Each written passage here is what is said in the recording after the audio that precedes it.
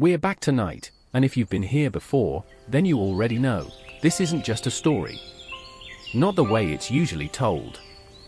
This is something quieter. Something slower. Something meant for the hours when the world is hushed and your thoughts are beginning to drift. This is another magical bedtime story. And before your eyes begin to flutter closed, before the whisper of sleep curls around your shoulders, go ahead and like the video, if you haven't already. Subscribe to the channel if these stories have become your comfort place. It helps the magic linger, and helps more dreamers find their way here. And if you're still awake enough, just barely, tell us in the comments. Where are you listening from? What time is it where you are? Are you curled up in bed, or lying on the floor beside a window, letting the night air in? We read every note you leave us. Now, or settle in. Let the blankets pull up like a protective charm. Let the sheets wrap you like a cloak. Take one long breath. Then another. Let your shoulders drop. Let the outside world drift and drift. Because what you're about to hear is not from the front pages of the Prophet. Not from textbooks or classroom legends. These are the quiet thoughts of Harry Potter himself, tucked deep into a private diary, scrawled in the half-light between midnight and morning. They were never meant to be read aloud. But tonight, they're yours. If you've been with us since the beginning, you know where we started. We began in the cupboard beneath the stairs, with a boy who didn't know he was a story yet. Year 1 followed him into a world of floating candles and 4 house banners, of a stone guarded by enchantments and a name that people whispered but never said aloud. Then came Year 2. A voice in the walls. A door that should have stayed sealed. A diary with ink that bled like memory. The basilisk, the sword, and the first taste of what it meant to stand alone. Year 3 arrived like a shadow. Cold, misunderstood, and full of questions. A godfather in hiding. A werewolf in the classroom. A stag in the moonlight. That was the year Harry learned that time could bend, and family didn't always mean blood. All of those moments live in part 1 of this series. Each year told softly, carefully. Designed not just to tell a tale, but to help you rest. If you haven't heard them yet, they're waiting for you right here on the channel. And when you return, we'll still be here, just where you left us. And then came part 2. Years 4 through 6, years where the shadows deepened and the magic grew heavier, thicker, threaded with grief and secrets. The years where childhood slipped through Harry's fingers like ash. In Year 4, the goblet chose him. Without warning. Without consent. He faced dragons and mermaids, watched Cedric fall beside him, and touched a cup that turned out to be a trap. That was the year Voldemort rose again. And the graveyard became the place where everything changed. Year 5 was colder. Quieter. Angrier. There was the pink tyranny of Dolores Umbridge, the hidden lessons in the Room of Requirement, and the prophecy Harry never asked to carry. That year ended in the Department of Mysteries, in a room full of whispers, and with Sirius's name lost to the veil. Year 6 was quieter, but no less heavy. Dumbledore showed him memories like puzzle pieces, and in their center, a boy named Tom who feared death more than anything else. A horcrux in a cave. A potion that begged for mercy. And on the tower, a flash of green. A wand dropped. And the headmaster was gone. All of that is in part 2. Not just the events, but the moments in between. The uncertainty. The aching slowness of growing up during a war. Harry's confusion. His doubts. His quiet strength. If you haven't heard those yet, they're waiting for you, each entry a step deeper into the heart of the boy who lived. And now, dear dreamer, we begin the final part. Year 7. There's no Hogwarts letter this time. No return train. This is the year of hiding. Of searching. Of the Hallows awakening. Of forests and ruins and friends sleeping close together in tents while the world narrows and the sky changes color. This is the year of sacrifice. The year of last stands. The year when Harry stops being the boy who lived and becomes the one who chose. So if your eyes are already heavy, that's all right. The story will hold you. Let the castle find you again, even in exile, even in silence. And if the magic follows you into your dreams, let us know when you wake. The final journey begins now. July 26th, the cupboard smells the same. Dust and wood polish and something like old rain. I opened the door tonight just to see. Not to go inside. Just to look. My hand didn't even touch the knob at first. It hovered, hesitated. Then I pushed it open and stood in front of it like someone staring into a pensive, as if it would show me something. As if I'd see myself still curled up in there, knees to chest, trying to make myself smaller than small. A boy who flinched at the sound of footsteps. The walls are the same pale yellow. The little crack in the corner where I used to tuck my toy soldiers is still there, though the soldiers are long gone. I remember counting spiders, watching them crawl up the plaster, pretending they were my guards. Funny how that felt safer than the people outside the door.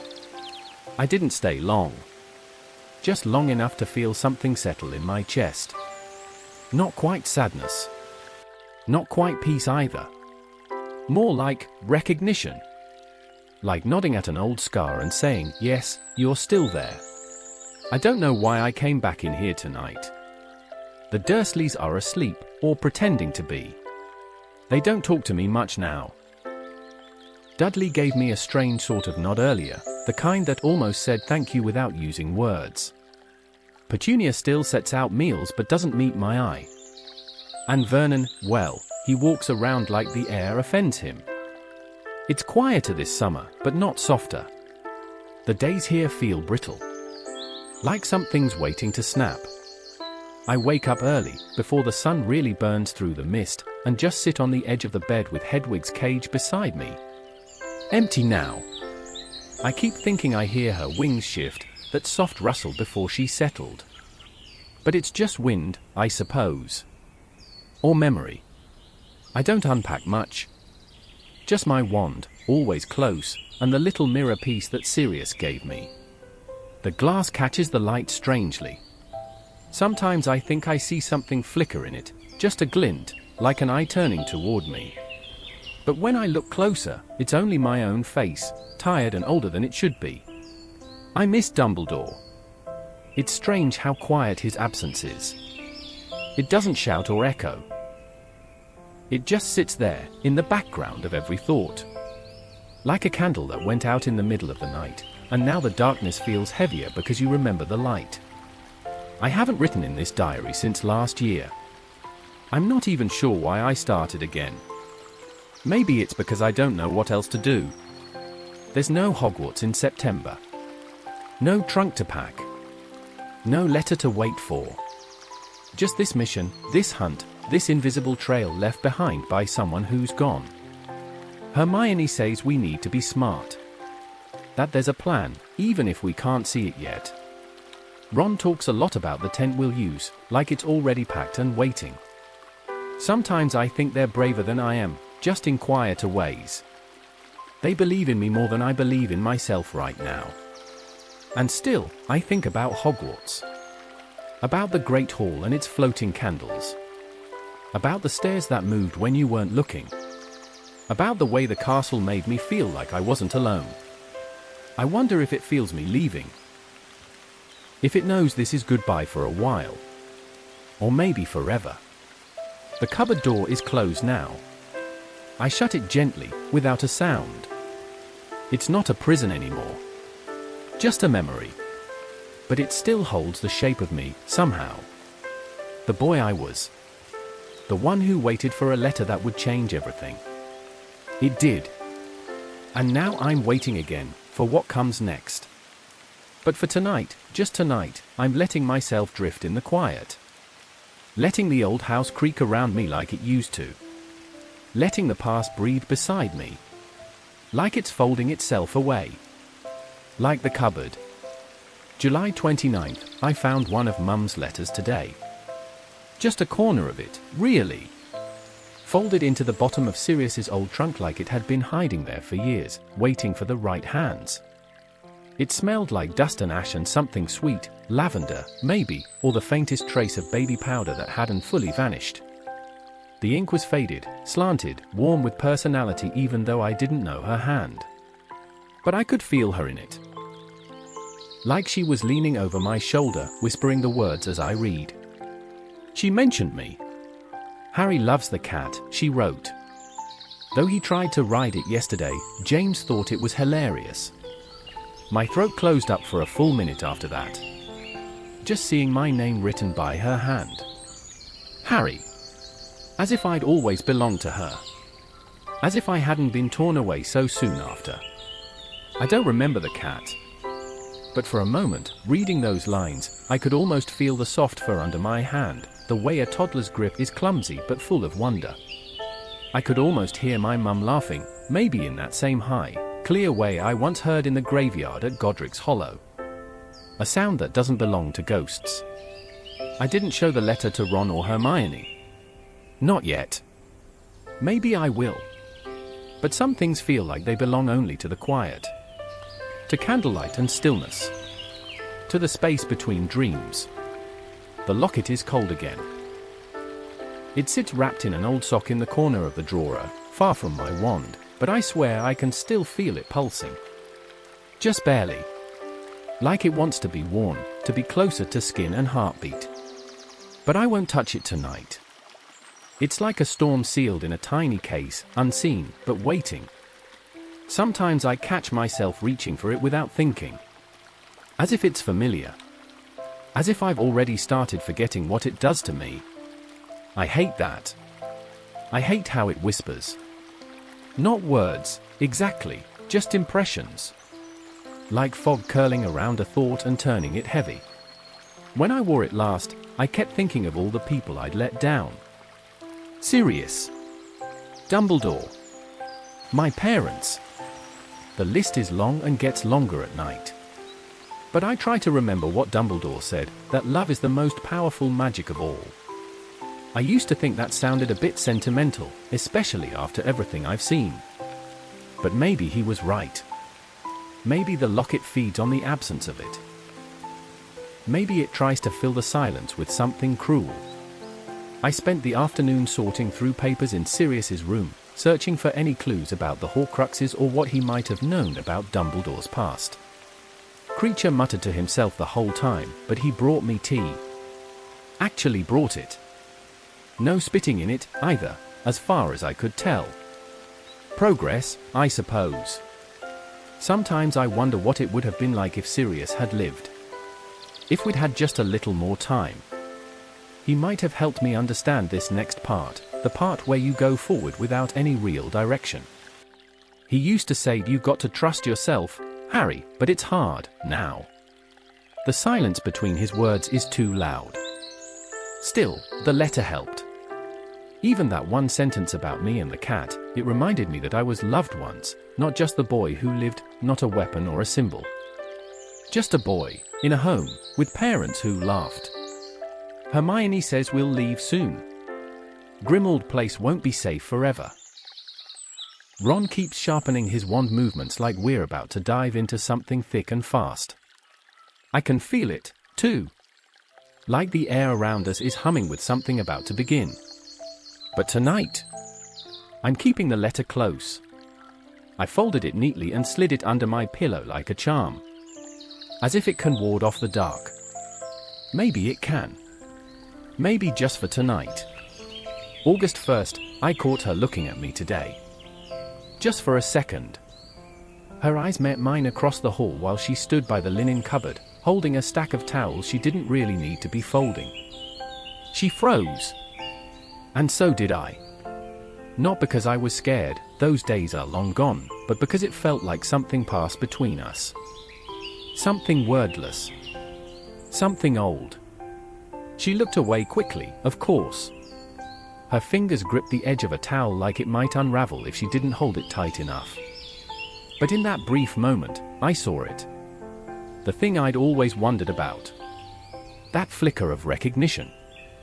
Not of me, not as I am now. but of her sister. My mother. I don't know if it was guilt or grief or just memory that crossed her face like that, but it settled in me like a stone in deep water. Petunia has never talked about Mum. Not really. Only once, years ago, and even then it was with bitterness, like spitting out a name you've kept stuck behind your teeth. But I think she does think of her.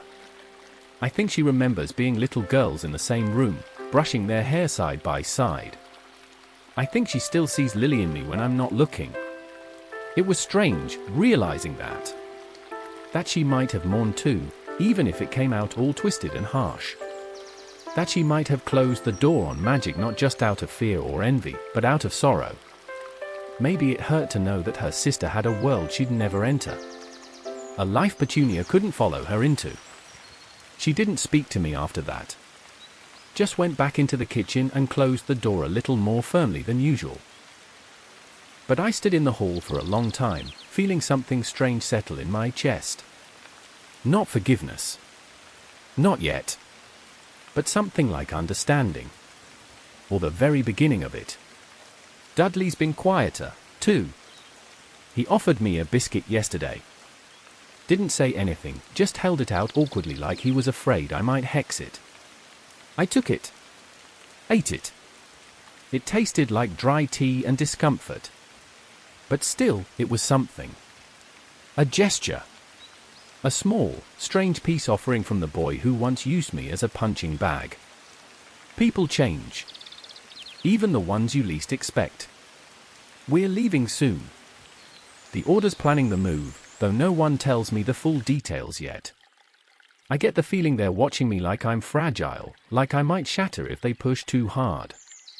But I don't feel fragile. I feel restless. Like there's a thunderstorm building in my ribs.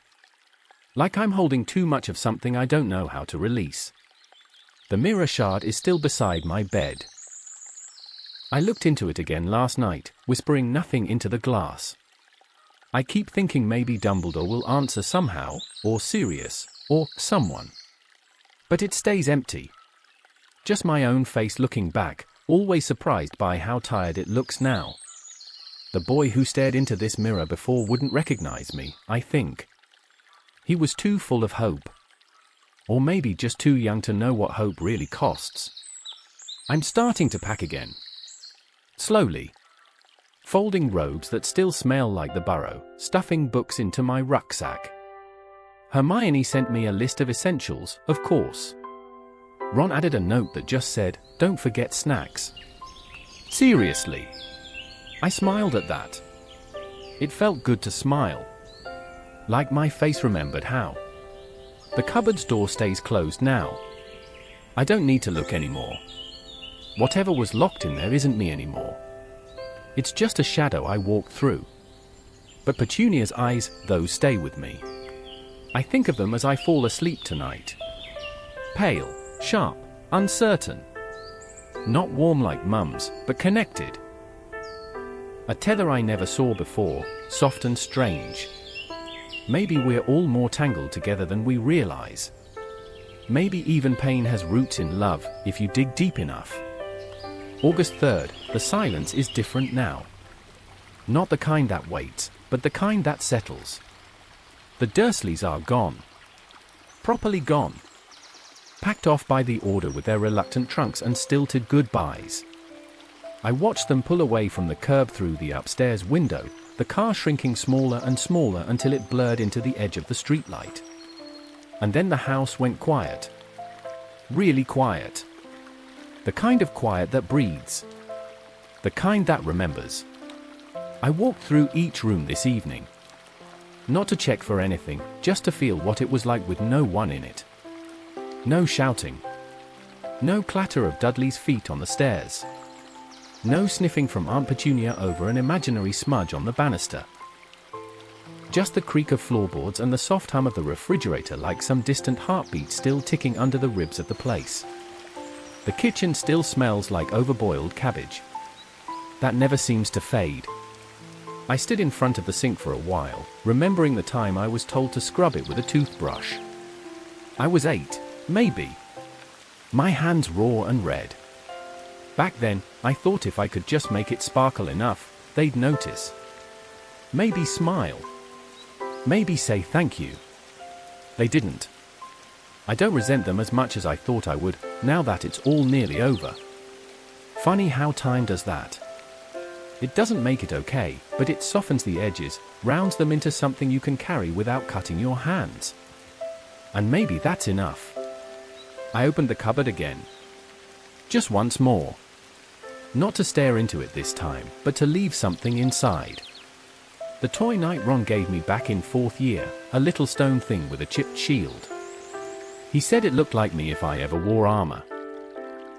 I used to keep it on my bedside at school, but tonight I tucked it into the corner of the cupboard wall. It doesn't mean anything magical. It's just a small gesture. A way of marking that the boy who lived in there has outgrown it. That he leaves behind something stronger than fear. Even if it's just a toy. Upstairs, the walls echo. My old room, Dudley's second bedroom, feels like it's holding its breath. There's still a faint outline on the wall where I used to pin up a hand-drawn calendar of the Hogwarts school year, counting down to each September 1st like it was Christmas. I traced that outline with my fingers tonight. Just once. Then I lay on the bed fully clothed and stared at the ceiling, listening to the quiet settle like dust. It's strange, knowing I'll likely never come back here. That this place, where I grew up, where I was shut away, where I discovered who I wasn't, won't be part of what comes next. It's not home. It never was. But it's still the beginning. There's a kind of stillness that comes when you're standing at the end of something. A hush. Like the house itself knows the last page is turning. Like it's saying goodbye in its own wooden, plastered way. I heard it in the stairs. In the radiator. In the whisper of the curtains moving even though the window was shut. I'm taking the mirror with me, of course. And the locket. Though I dread the feel of it. I'll keep them wrapped tight, buried beneath everything else. But I can't leave them. They're part of what comes next, and I've learned enough now to know you can't just walk away from the things that shaped you. Even if they scare you. Even if they hurt. It's late now. The moon is throwing silver rectangles across the floor through the cracks in the blinds. I can't sleep. Not really. But I'll close my eyes anyway and let the quiet press around me like a blanket. The house is empty. But I'm not. August 5th. There's something strange about watching your own face blink back at you 7 times in a dusty mirror. It's like falling into a dream you don't quite remember, half familiar, half nightmare. Each version of me fidgeted slightly different, scratched a shoulder, blinked at uneven rhythms. I thought I'd be used to polyjuice by now, but this was different. This wasn't disguise. This was duplication. This was something I never wanted to see. They didn't all look right, of course. Ron's freckles showed through, and Hermione's eyes were too wide behind my GL. My body. My eyes. My scar. 7 times over. Mad Eye called it strategy. Said it was the only way. They want you dead, Potter. So we give them options. I nodded, but something cold settled under my ribs the moment I saw them all, those echoes of me preparing to walk into danger wearing my name like a target. This war makes liars of all of us, in different ways. I didn't want anyone else to do it. I told them that. Begged them, really. It's one thing to put yourself in the fire. It's another thing entirely to watch your friends walk in dressed as you. But no one flinched. Even Mundungus, though that turned out to be a mistake in more ways than one. Hedwig didn't like it. She paced in her cage, wings slightly flared, eyes sharp and unsettled. Animals know. She could feel the magic, the tension. The house had that heavy weight just before we left, like the walls were bracing themselves for an explosion. The flight itself was chaos. Lightning flashing across the sky like ripped nerves. Spells cracked through the air like fireworks gone wrong. I clung to the sidecar behind Hagrid's motorbike, fingers white-knuckled, hair whipped into my eyes as we rose higher and higher, then veered into death. And then she was gone. I don't even remember the spell. Just the burst of green, the cage breaking, her body crumpling mid-flight like parchment in the wind. 1 second she was there. And then she wasn't. My breath left me like I'd been punched in the chest. Hedwig. She was my first birthday present. My first friend. The first creature in my life that belonged to me and not the cupboard. And she died not because she was in the wrong place, but because she was in the right one. Because she was loyal. I'll never forget the way her feathers scattered into the sky. The rest of the journey is blurred. I know Hagrid shouted something brave, something foolish, and that we dropped. I remember the bike catching fire and the cold sting of rain hitting my skin as we plummeted. And then the locket slipped loose. I caught it. I don't know how. Instinct, maybe. Or luck. Or something darker holding on. We hit the ground hard. The crash shook something loose in my spine and I couldn't move for a moment. Just lay there listening to Hagrid groan, to the crackle of the burning bike, to the way the world felt tilted. But we made it. The Burrow's lights were warm, golden. I never knew a house could look like safety from so far away. I could hear voices shouting, feet rushing toward us, hands grabbing me, checking for blood. I think I smiled. I don't know why. Fred lost an ear. Moody's gone. Gone. Just like that. One of the strongest wizards I've ever known, disappeared into the dark like a stone into water. No splash. Just gone.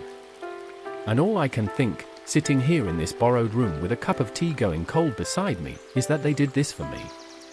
They risked everything for a scar and a prophecy and a name I never asked for. I should feel brave. But all I feel is the echo of wings beating into nothing.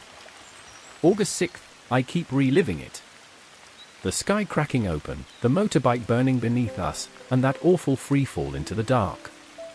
I close my eyes and I'm back there, clinging to the sidecar, the wind shrieking through every seam of my jacket, the green of the killing curse slicing past like lightning that wants only one thing. Me. The sky looked too big that night. Too wide, too angry. Clouds peeled apart in jagged scars, the kind that don't heal. We rose into them, chasing shadows. And they were waiting for us. I felt it before I saw it, the sudden weight in the air, like the magic had thickened. Then the first curse hit. I couldn't think. Couldn't breathe. Couldn't do anything except hold on. The sidecar jolted, metal screeching, and then I was spinning, upside down, sideways, then out. Floating for a moment before gravity remembered me. Falling. Everything slowed down then. It always does, in those moments. I remember the color of the clouds, deep slate with pale veins. I remember the taste of smoke in the back of my throat. I remember thinking, this is it. Not with panic. With quiet. Like I was letting go. But I didn't fall. Not all the way. Hagrid caught me. Or the bike did, depending on how you want to tell the story. Either way, I was crumpled and shivering in the seat again before I could decide whether to scream or laugh. We dipped and soared and crashed our way across the sky. I lost count of how many curses came close. I shouted spells without knowing who I was hitting. One curse hit a Death Eater and he spun away, vanishing into the clouds. Another missed me by inches and lit the tail of the bike. Hagrid bellowed and slapped at it with a dragonhide glove like he was batting away a wasp. And then the locket slipped free. It was like the air changed the moment it dangled from my collar, like the sky itself had gone colder. I remember its weight swinging against my chest, and my fingers closing around it just before another spell cracked past. I don't know if it protected me or made me a target. All I know is I couldn't let it go. Not then. Not ever, maybe. When we finally touched down, it wasn't graceful. We crashed through trees, clipped a hedge, and skidded into a field like we were tearing the world apart with noise. The earth shook under us. My knees buckled. I was up, then down, then crawling, then laughing, wild and breathless, because we'd made it. Somehow, again. And then the world blurred. Hands reached for me, Arthur's voice, Molly's arms around me, someone shouting Fred's name. I remember the way the porch light flickered as we were pulled inside. I remember Ginny's face, white and stricken. I wanted to go to her, to say something, anything. But all I could do was stare. I must have looked broken. Maybe I was. I heard the others arriving. Each new pop of apparition sounded like a crack in my chest. George bleeding. Remus shouting. Someone asking about Moody, again and again. But no answer came. He's gone. Mad-Eye. The man who never let his wand drop. The one who taught me to fight like someone who means it. I thought he'd survive anything. But even he couldn't outrun this. The Burrow feels strange tonight. Too full and too hollow at once. There's food on the table no one touches. Molly keeps wringing her hands and whispering to the kettle. Arthur's been outside for ages, pretending to fix the gate. Everyone's pretending something. I've got the locket wrapped in a handkerchief at the bottom of my bag. I haven't told anyone I almost lost it. That it was swinging free while we spun through the air. It feels too fragile to speak aloud. Hedwig is gone. Moody is gone. Fred has half an ear. And I'm still here. Breathing. Writing. Remembering. I wish I didn't have to remember. But I do. Because if I don't, who will? Skyfall. That's what I keep calling it in my mind. The night the sky tried to kill us. The night it almost did. August 7th, there's something about this house that makes you feel like time is slower inside. The walls creak like they're breathing. The clocks tick with too many hands. And the air always smells like cinnamon and soap and something warm baking in the oven, even when no one's cooking. The Burrow glows. It really does. I don't mean that metaphorically, though I could. It literally glows. Golden at the edges, like the sun never quite leaves it alone. Even at night, you can see that warmth spilling through the windows. A kind of light that feels alive. I think it's because of Molly. She carries something in her, something fierce and gentle and full of memory. She bustled around all day today, fussing over the wounds we pretended weren't serious, setting plates we didn't have appetites for, pulling blankets up too high and smoothing hair that didn't need smoothing. But it helped. Somehow, it helped. That ordinary kindness. That mothering. Fred's been quieter since the attack. George tries to joke, says he'll wear an eye patch in solidarity, says they'll start a new line of ear-themed products at the shop. But the sparkle isn't quite back yet.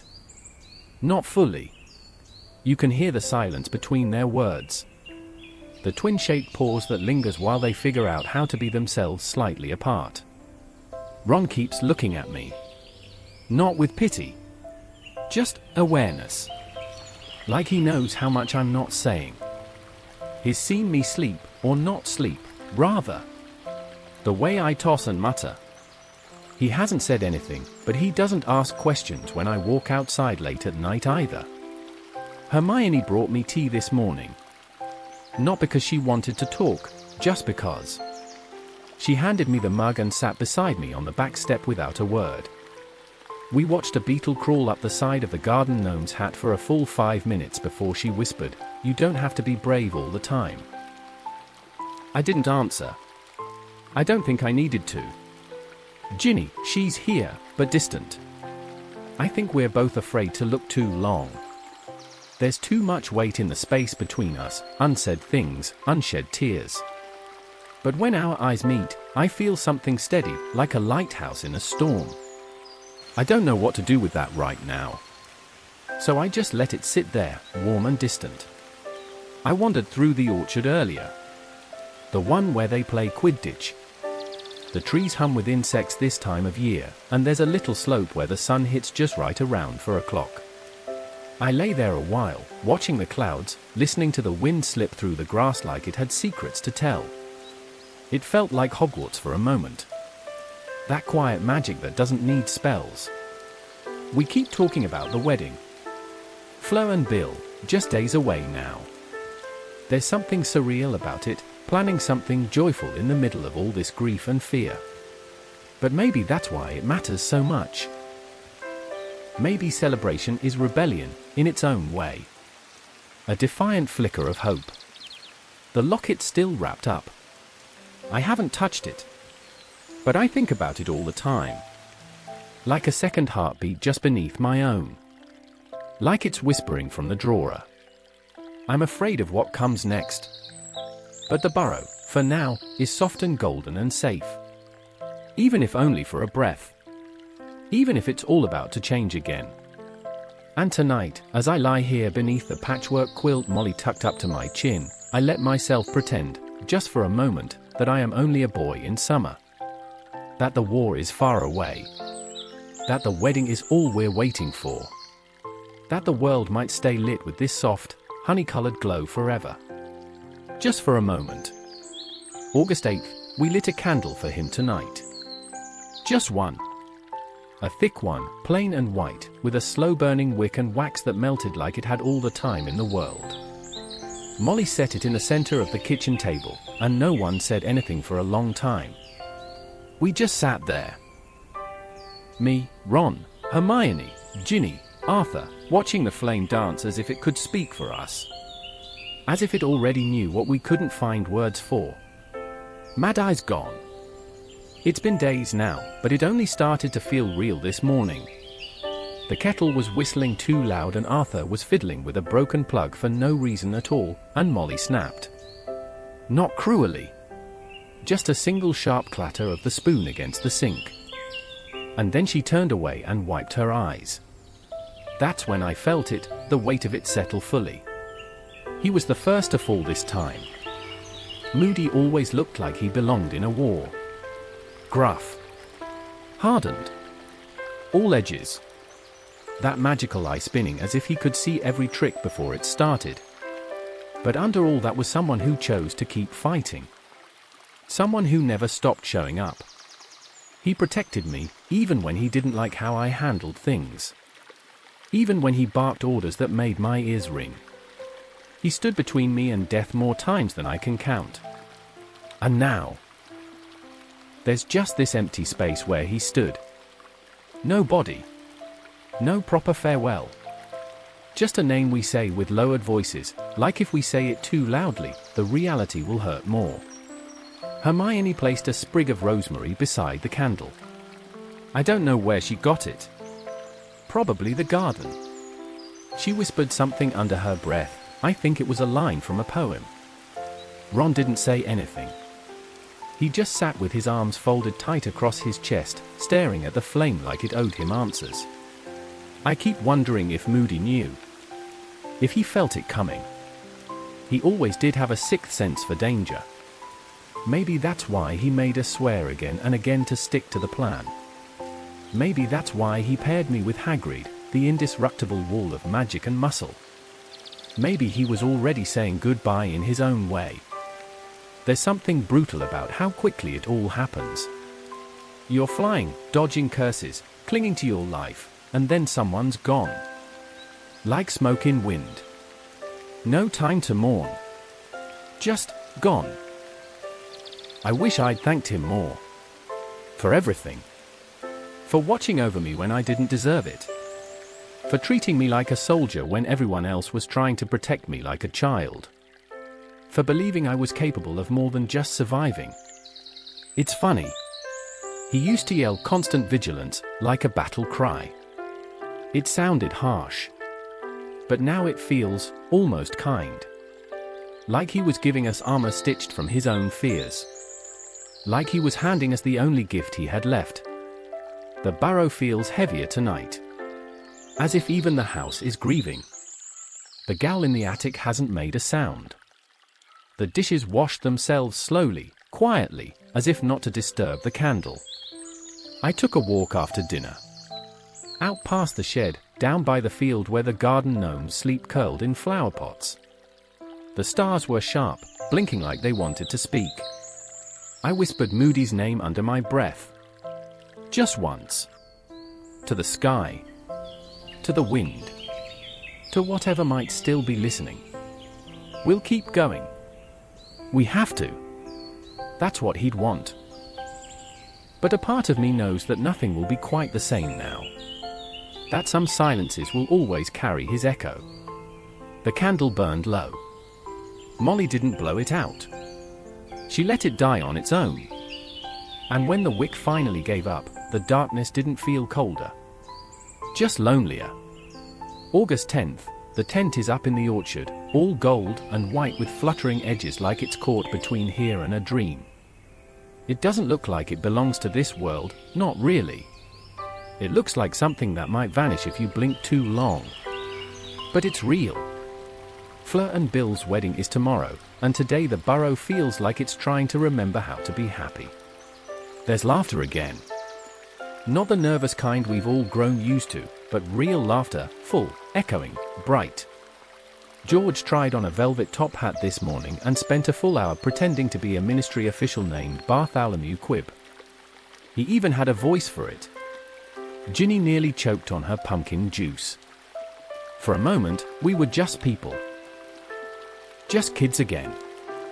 Like the war had paused, just out of reach. I don't trust it. I want to, but I don't. I keep looking over my shoulder, waiting for the world to crack open again. But I also want to hold this. Just this rare, golden breath of something soft. The tent smells like flowers and polished wood. Inside, the chairs are lined with satin ribbons, and there's a string quartet rehearsing under the far tree. Fleur floated past earlier in a pale blue dressing robe, her hair pinned up like starlight, smiling like the world hadn't broken yet. Bill looks older now. His scars are deep but dignified. Like they tell a story instead of hiding one. He walked with me through the rows of chairs at sunset and asked if I thought it would be strange, celebrating something beautiful in the middle of so much loss. I told him no. I told him love was what we were fighting for. And I meant it. Molly's been fluttering like a hummingbird all day, casting little enchantments on the silverware, adjusting the charm lights to make sure they sparkle just so. She keeps dabbing her eyes and pretending it's just the onions. And Arthur sat beside me on the back steps this afternoon with a mug of tea and said quietly, I never thought I'd see one of my boys get married during a war. He didn't say more. He didn't have to. I can feel it, though. Underneath all the silken sugar and spell work, there's tension. It hums like a second heartbeat. The wards around the Burrow have been tripled. Everyone's wands are within reach. Even Kingsley dropped by in his best robes, eyes scanning every tree line. We're dressed for joy, but our fingers are ready for battle. Hermione asked me tonight if I was all right. We were in the garden, her in a soft silver gown that made her look like moonlight itself. I said I was. She didn't believe me. But she let it go. That's how she helps. By not always pressing, just standing nearby. Ron's trying to act relaxed, but he's polished his dress robes 3 times already and keeps checking his pocket watch like someone's going to quiz him. I teased him about it. He flipped a cushion at me. It felt almost normal. I haven't touched the locket since we got here. I keep it wrapped tight, sealed in layers of fabric, buried under my clothes. Even without it touching me, I feel it like a shadow pressed between my ribs. It doesn't like this place. Too much warmth. Too much love. But I do. I like the way the lanterns flicker against the sides of the tent. I like the soft music drifting out of open flaps. I like the way Ginny's laugh rings across the field when George says something ridiculous. I like that, for one night, we might pretend that everything is all right. Tomorrow they'll say their vows under this tent. There will be dancing, champagne, speeches. Fleur will glow, and Bill will look at her like she's the only magic that ever mattered. And for a little while, we'll be allowed to believe that love is stronger than fear. And maybe, just maybe, it is. August 11th, Dobby arrived this morning in a suit. A real one. Well, mostly real. The trousers didn't quite match the jacket, and the sleeves were a bit too long, and there was something sparkly stitched into the hem that might have been sequins or possibly bits of tinsel. But still, it was a suit. And he wore it with the kind of pride you usually only see in old portraits and Gryffindor house elves. He popped into the kitchen while Molly was arranging flowers, and for a moment, everything paused. The scent of lilac hung in the air. The sunlight stretched across the floor like a golden blanket. And there he was, standing on the rug, wide-eyed, bowing so low his nose nearly brushed the wood. Dobby is most honored to be dressed properly for the occasion, he said, voice cracking like he'd swallowed too many bubbles. Molly blinked at him. Then blinked again. Then, softly, almost against her own instincts, smiled. You look wonderful, she said, and I swear I saw Dobby shimmer a little. He straightened up, puffed out his chest, and adjusted his crooked bow tie like he was a guest of honor. It made something ache in my chest. There's this thread of quiet joy that runs through the day before a wedding. Not loud. Not even obvious. But it's there in the way people move slower, speak softer, laugh easier. Like they know something special is about to happen and are trying not to startle it. Today was full of that. The tent gleamed under the sun. Fleur's sisters arrived in a flurry of silk and music. The yard was littered with chairs, floating candles, and bursts of laughter that reminded me of fireworks from years ago, back when things were simpler. Hermione helped Dobby fix his collar. She didn't fuss, just smoothed it down and told him he looked very distinguished. Dobby glowed. Truly glowed. He stood near the pumpkin patch most of the afternoon, clutching a napkin-wrapped sandwich and beaming at everyone who passed like he'd won some invisi. Welcome. Here. With us. That matters. Ron and I practiced a few dancing spells after lunch. Well, tried. He kept stepping on his own feet, and I nearly set a bush on fire with a misfired charm. Hermione pretended not to be impressed, but she smiled in that quiet, secret way she does when she thinks no one's watching. Ginny passed us with a smirk and said, "You lot are going to embarrass yourselves tomorrow." I shrugged. Maybe we will. But there's something beautiful about being allowed to look foolish for a night. The locket stayed buried today. I didn't even think of it until now. That says something. It's still there, silent, cold, waiting, but today it had no power. The sunlight was too strong. The laughter too real. And maybe that's a kind of magic too. I'm writing this from the attic room, with the window open and a breeze that smells like sweet grass and smoke from the kitchen hearth. There's a lantern swaying gently above the orchard. Someone's humming. I think it's Molly. Or maybe Fleur. Tomorrow is the wedding.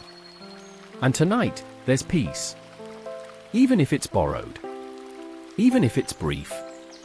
There's peace. And a house elf in a sparkly bow tie who reminded us all what joy looks like when it's worn proudly.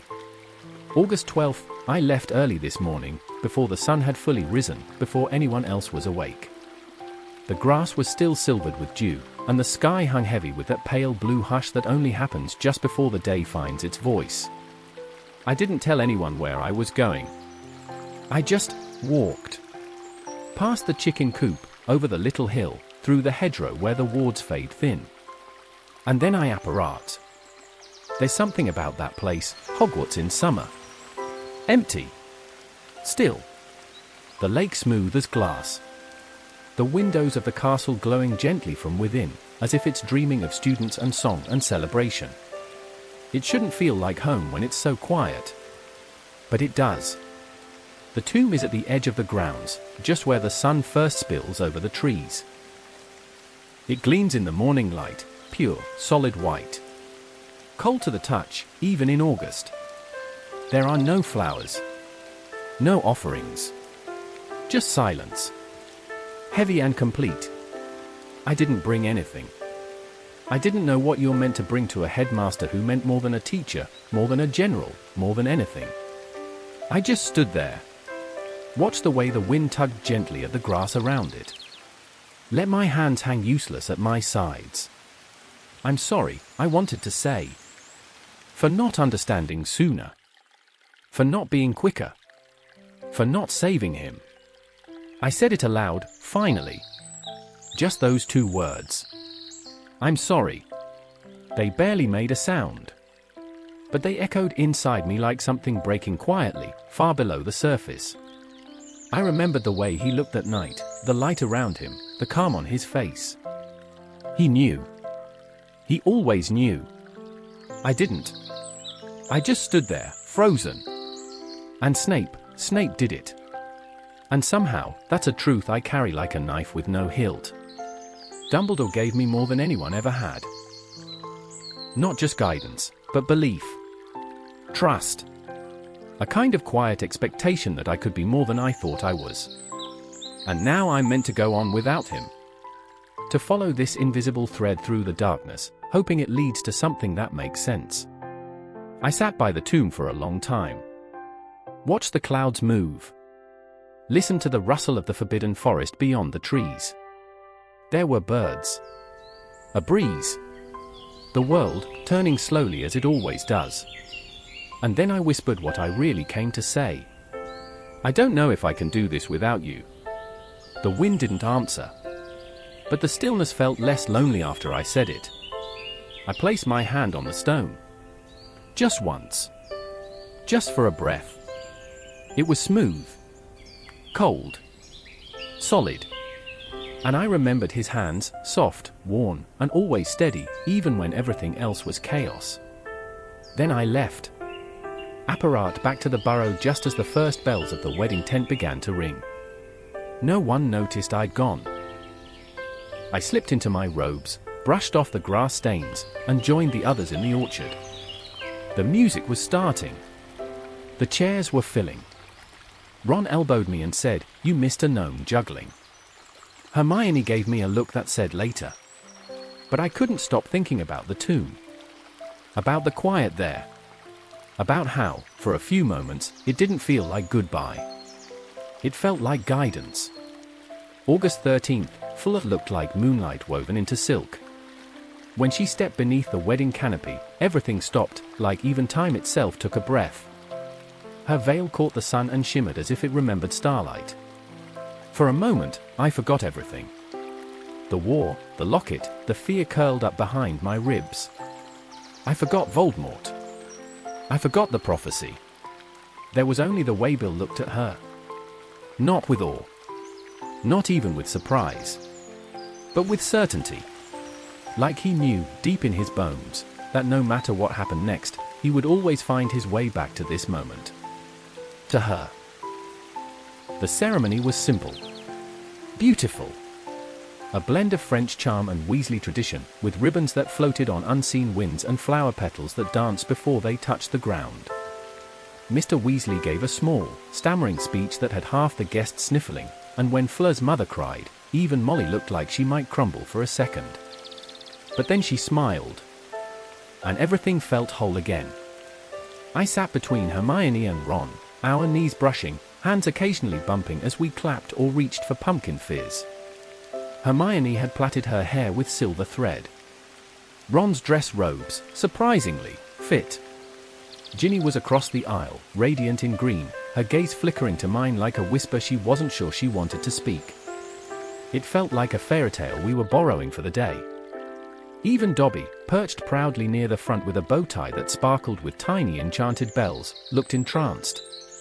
Every time someone clapped, he did too, 4 times louder, with his whole body. It made George snort once and nearly drop his plate. There were speeches, of course. Fred gave one that had the entire tent howling until he twisted it, just gently, into something oddly poignant. To choosing each other, he said, especially when the world is trying to tear everything apart. It stayed with me. I kept expecting something to go wrong. Every loud noise made my wand twitch in my sleeve. Every unfamiliar face made me scan the crowd with suspicion. Kingsley stood near the entrance like a silent sentinel, eyes always moving. I don't think he touched a single canapé. But nothing happened. Not during the vows. Not during the first dance. Not while Ron spilled champagne down his front or Hermione rolled her eyes in mock horror. Not even when Auntie Muriel started loudly critiquing the seating arrangements. It was like the war forgot us for a few hours.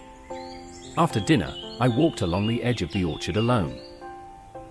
The fairy lights strung between the trees blinked like fireflies. The grass was cool underfoot, and the music from the tent drifted like a lullaby. Somewhere inside, Ron was trying to convince Hermione to dance. I could hear his awkward laughter, her exasperated sigh. I smiled without thinking. And then I saw Ginny, just ahead, leaning against one of the tree trunks, looking up at the stars. I almost turned back. But I didn't. She looked at me, and for a moment, neither of us said anything. Then she asked, "Do you think they know?" "Who?" I said. "The stars," she whispered. "Do you think they remember people? Like old stories?" I didn't know what to say to that. So I stood beside her and looked up, trying to see what she saw. And for a moment, I almost believed they did. Later, after the music faded and the guests began to trickle home, I found a ribbon from Fleur's veil caught on a branch. I took it, slipped it into the pocket with the mirror shard and the list Hermione gave me. A tiny bit of beauty to carry into whatever comes next. Because joy isn't armor. But it is something. And today we were allowed to feel it. August 14th, I should have known the quiet wouldn't last. That the warmth of the wedding, the gold-tinged laughter and soft candlelight, was only borrowed time. A breath between storms. I should have known. They came just after the toast. Kingsley's patroness, swift and brilliant like a blade through fog, cut across the ceiling of the tent. His voice echoed above the music, "The ministry has fallen. Scrimgeour is dead. They are coming." The room froze. You could hear the breath leave the crowd like a gust of wind. Then silence, thick and stunned, before the world shattered. Screams. Spells. Tables overturned. People disapparating in bursts of color and panic. The fairy lights blinked out in clusters as curses cracked the air like whips. Someone shouted my name. I think it was Ron. I couldn't see him. Couldn't see anyone. Just shapes moving, shadows stumbling. I grabbed Hermione's wrist. I remember that, her fingers, tense and trembling, gripping mine back. We didn't speak. We just moved. Then, crack. Grimmauld Place. It was like slamming into stone. We arrived hard, mid-breath, mid-fear. I nearly fell. The silence afterward felt almost cruel. The house stood just as it had, cold, secretive, watching us. I could hear the old walls creak as if whispering to themselves, "They're back. It's begun." Ron arrived a second later, looking pale, furious, and soaked with sweat. "We have to assume they know," he said. "About everything. About this place. About us." Hermione nodded, already pulling her wand, already casting protections. Her hand shook only slightly. "The locket is in my pocket again. I don't remember picking it up. I just know it's there, cold and pulsing like it knows what's coming. Mundungus. He's the weak link. It has to be. He fled during the flight. He knows things he shouldn't. I can feel the walls of this safe house closing in, like they're testing how long we can last before they give us up. But it's not just fear that lingers in me tonight. It's the ash. I can still smell it, burned wood, scorched silk. The wedding tent torn apart. The flowers trampled. George shouting for someone, I don't know who. Ginny, maybe. or Fred, or just hope, trying to make itself heard. And Bill holding Flo close, shielding her, wand drawn, mouth pressed to her hair like a prayer. It's all broken now. The joy, the peace. The ribbon from Flo's veil is still in my pocket, too, half charred at the edge. I ran my thumb over the scorched part just now, wondering if anything beautiful can survive this war without being burned. I don't know how they found us. Not really. Maybe Yaxley. Maybe a breach in the charms. Maybe it doesn't matter. They're watching. They're hunting. And we're out of time. We didn't sleep tonight. Just sat in the parlor, listening to the walls breathe, clutching wands that felt too small to hold back the dark. The house creaked like an old ship in stormwater. No one said the word war. We didn't have to. It's here now. Fully. And we are in it. August 15th, number 12 feels smaller this time. Not physically, but spiritually. Like the house has shrunk into itself, recoiled at the return of memories it tried to forget. The walls are thick with old magic and dust and something colder, something like disappointment. Or maybe just recognition. We've been here before, but never quite like this. The windows are dark. The air smells of parchment and mildew and fireplace ash that no one swept. It's still Sirius's house, even now. His presence lingers in the corners, not like a ghost, but like a breath caught in the throat of a place that hasn't exhaled in years. We arrived dazed. Barely spoke. Just stumbled inside, closed the door, sealed it shut with every charm we knew. The moment the enchantment snapped into place, it was like the whole building exhaled, slow and reluctant. Welcoming us. Or warning us. We're hiding again. Like we did in 5th year. Like fugitives in our own war. Kreacher appeared shortly after. At first, he glared like he was going to curse the floor with our footprints, but then his face shifted, softer, aged, worn by loss. He looked at me, really looked, and bowed his head. No insults. No sneers. Just tired service. He's changed. I don't know when it happened. Maybe the locket hunt softened something in him. Maybe losing Regulus carved out space for something like kindness. He brought us soup. Thin but hot. We ate in silence, seated at the long dining table where once Sirius laughed too loudly and drank fire whiskey straight from the bottle.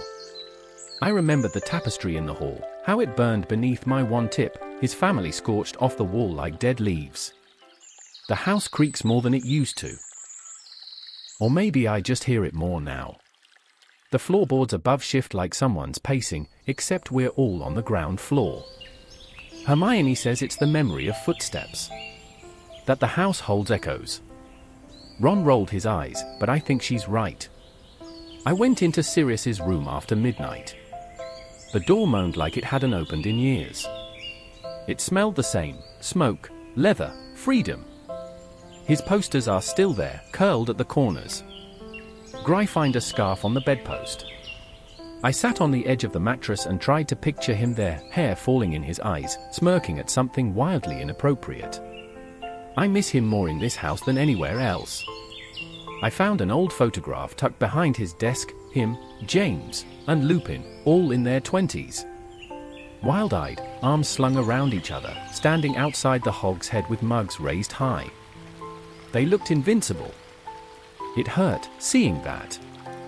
Like pressing on a bruise just to feel the proof of it. Hermione's asleep now on the couch, curled up with the tails of Beedle the Bard clutched to her chest like a shield. Ron's by the door, wand across his lap, snoring softly. I'm writing by candlelight again.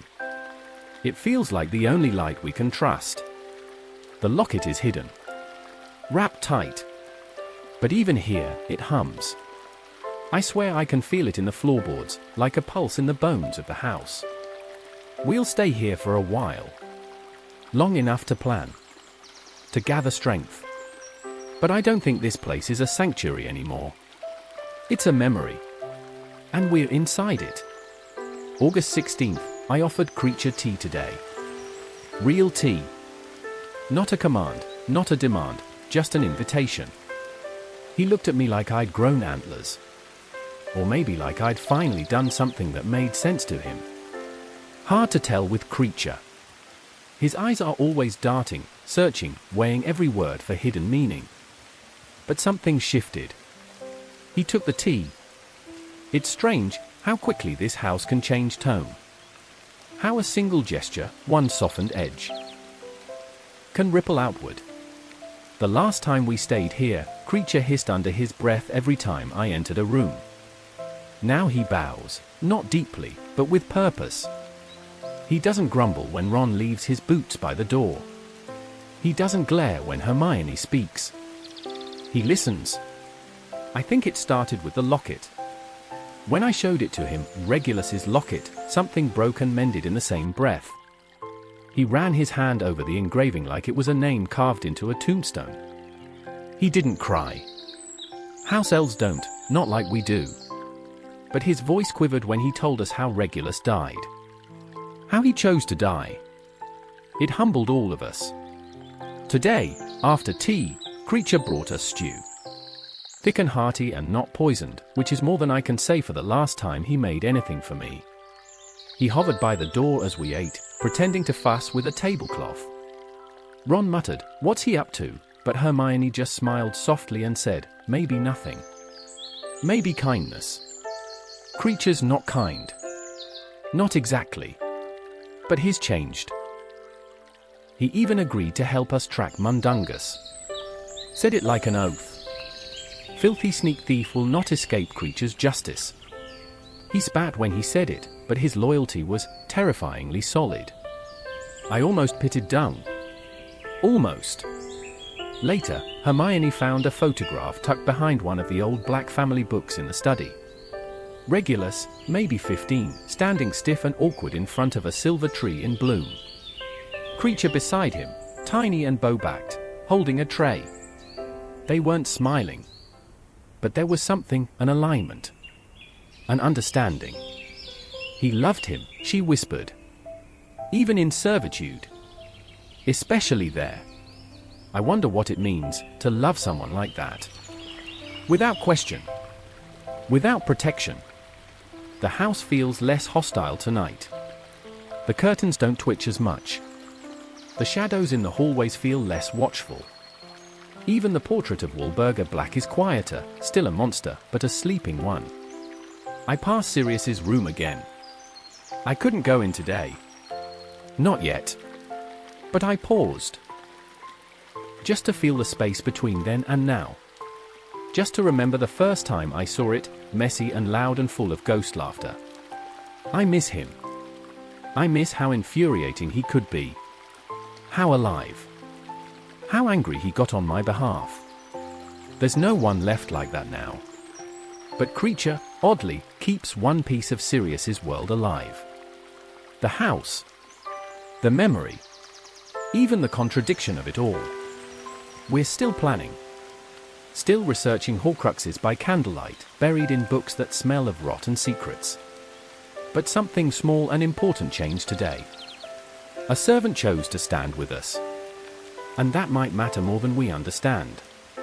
August 17th, the ministry is turning into something else. It used to be a place of dusty bureaucracy, of mismatched chairs and bad coffee and wizards with ink stains on their robes. Now it feels more like a trap with gold trim. The kind that lures you in with ceremony and tightens around your neck before you notice the rope. Hermione's been collecting whispers from the prophet. Articles slipped in with coded footnotes, letters from old classmates, things folded so small they look like nothing at all. One headline read, "Muggle-born Registration Commission begins interviews." Just that. Clinical. Chilling. Like they're cataloguing livestock. It's Umbridge. Of course it is. Her name showed up again and again in the records Hermione found, new titles, new powers, new poisons hidden in pink lace. I should have guessed. Evil doesn't always announce itself with screams. Sometimes it simpers. We're planning now. Really planning. Watching. studying guard rotations and floor plans, trying to memorize the way the building breathes. The ministry's layered with magic, protections upon protections. It won't be easy. But we need that locket. We have to get it from Umbridge before she realizes what it is. Before it tightens its grip. Grimmauld Place feels like a war room these days. Maps pinned to walls. Pages covered in Hermione's sharp handwriting. The sound of Ron pacing. My own thoughts, loud in the quiet. Kreacher brought us a tray this morning with toast and jam and a single pot of tea, no fuss, no glare. Just left it on the table and muttered, the young master must eat to destroy the Dark Lord. I didn't know whether to laugh or cry. We tried polyjuice tonight. Just to be sure we could brew it. The taste still makes me want to retch, like old metal and pond water, but it worked. Hermione turned into a tall woman with auburn hair and very long arms. Ron's nose got weird. Mine didn't change much. I used a strand of Kreacher's hair for the test. He was not amused. Sometimes I wonder how long we can keep doing this, wearing other people's faces, hiding in houses full of ghosts, chasing shadows while the real world turns sharper and more cruel. The Prophet now publishes lists, names of suspected Muggle-borns. Some of them are kids. Some of them were in the year below me. I recognized a few. One had a crooked smile and used to doodle on her transfiguration notes. Another helped Neville once when he dropped all his books. Now they are. Need. She's right. She always is. But that doesn't make the waiting easier. Doesn't make the locket any closer. We haven't talked about what happens if we fail. Not really. Maybe we're afraid to say it aloud. Maybe we think that if we keep our heads down, keep reading and planning and pretending to sleep, the tide will turn. But I know better. The ministry casts long shadows now. And they're reaching into every crack. August 19th, there's something deeply wrong about wearing someone else's face. It's not just the skin, the voice, the movement, it's the stillness. The moments when you catch your reflection and don't recognize the eyes. When your hands don't match the way you feel inside. When even your own thoughts sound like they're echoing through someone else's bones. We did it. We infiltrated the ministry. Hermione, Ron, and I, each in borrowed skin and borrowed breath, stepped through those cold brass doors as if we belonged there. As if we were cogs in the machine. I was Runcorn. Tall, stiff, the kind of wizard whose name sounds like a rule. My voice was deeper, my gait unfamiliar. I kept clenching my fists to feel my own heartbeat again. We arrived just after dawn, slipping into the lift with dozens of others. The ministry smells like polish and parchment, but now there's something new underneath, fear. It's in the way people avoid eye contact, in the tight clench of shoulders, the forced cheerfulness of good morning exchange between those who might betray you before lunch. Our mission was simple, find Umbridge, retrieve the locket. But nothing about that day was simple. She was in her office, of course. High back chair. Sickly pink cardigan. The same toad smile that haunted my nightmares. But what chilled me more than her presence was her power. She wasn't hiding. She was thriving. Wearing the locket as if it were a badge of honor, as if it chose her. It glowed against her chest, and I swear, even from across the room, I could feel it pulsing. Hermione stunned her. Swift. Clean. No hesitation. I've never been more proud of her. The office smelled of sugar and rot. There were files stacked floor to ceiling, pages on blood status, entire families catalogued by cruelty. We burned some. Took what we could. But we were running out of time. Downstairs, in the courtroom, they were interrogating Muggle-borns. Making them prove their magic. Wands confiscated. Children shaking under fluorescent light. I will never forget the look on the woman's face, Mary Catamole, as I handed her back her wand and told her to run. She was crying. She said, "Thank you." Like I'd given her her life back. We fought our way out. spells flying, paper scattering like frightened birds. Yaxley was shouting. Someone sounded the alarm. The lift slammed shut, jolting between floors as if the building itself was rebelling. I remember Hermione grabbing my arm. Ron yelling, "Now, now, Go!" We apparated straight into chaos. Landed in the alley behind the leaky cauldron. Rain falling sideways. All of us gasping, shaking, soaked. The polyjuice burned away like smoke, and we stood there, ourselves again, but not. I can still feel the locket against my chest. Heavy. Almost smug. We have it. Finally. But now it's real. Not just an idea in a book or a clue in a memory. It's here, and it hates us. I can feel it.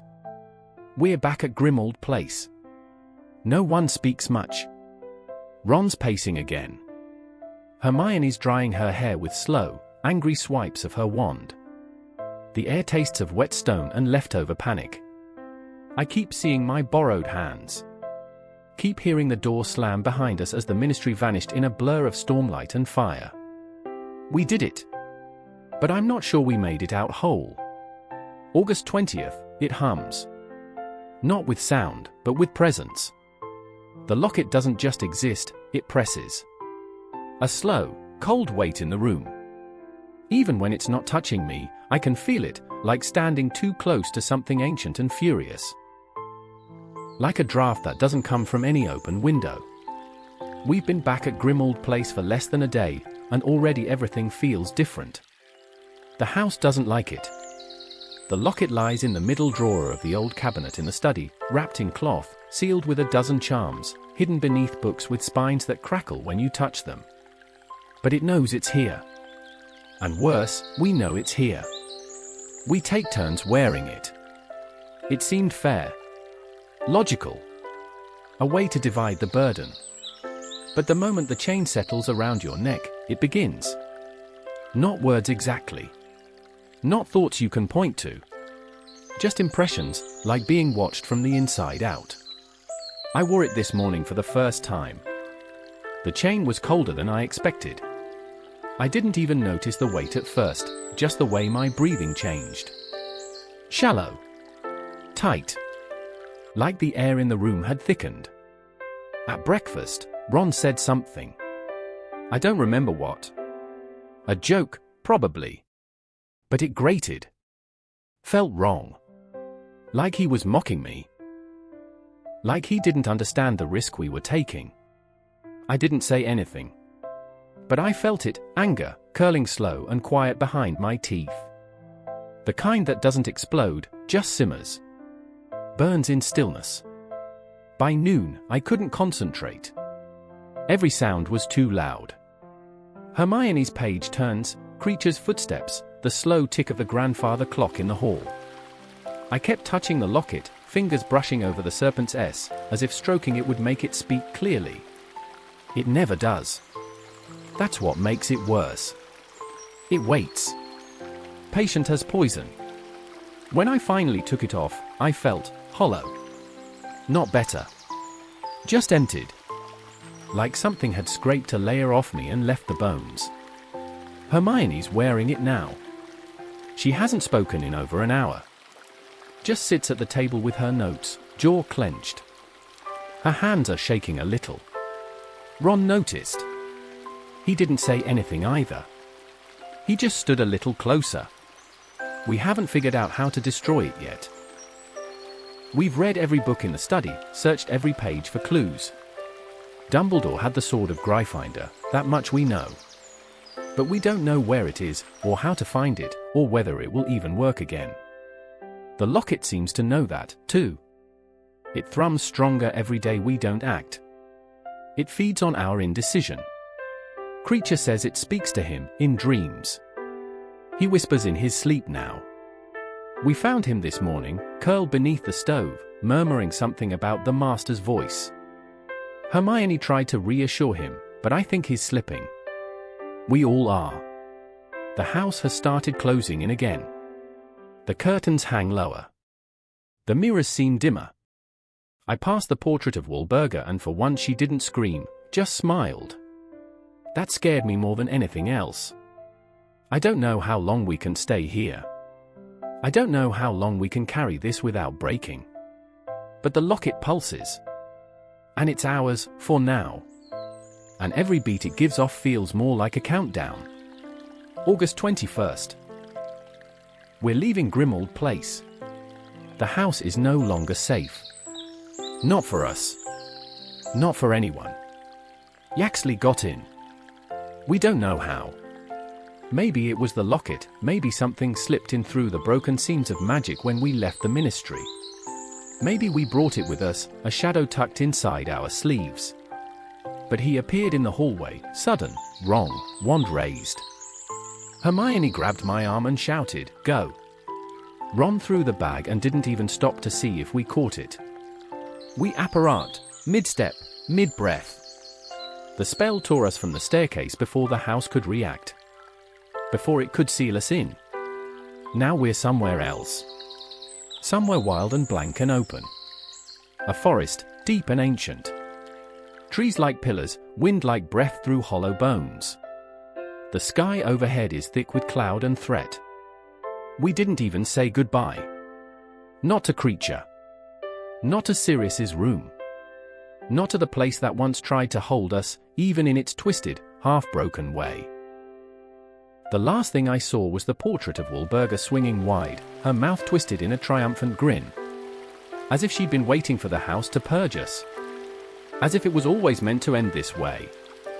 We've set up a tent.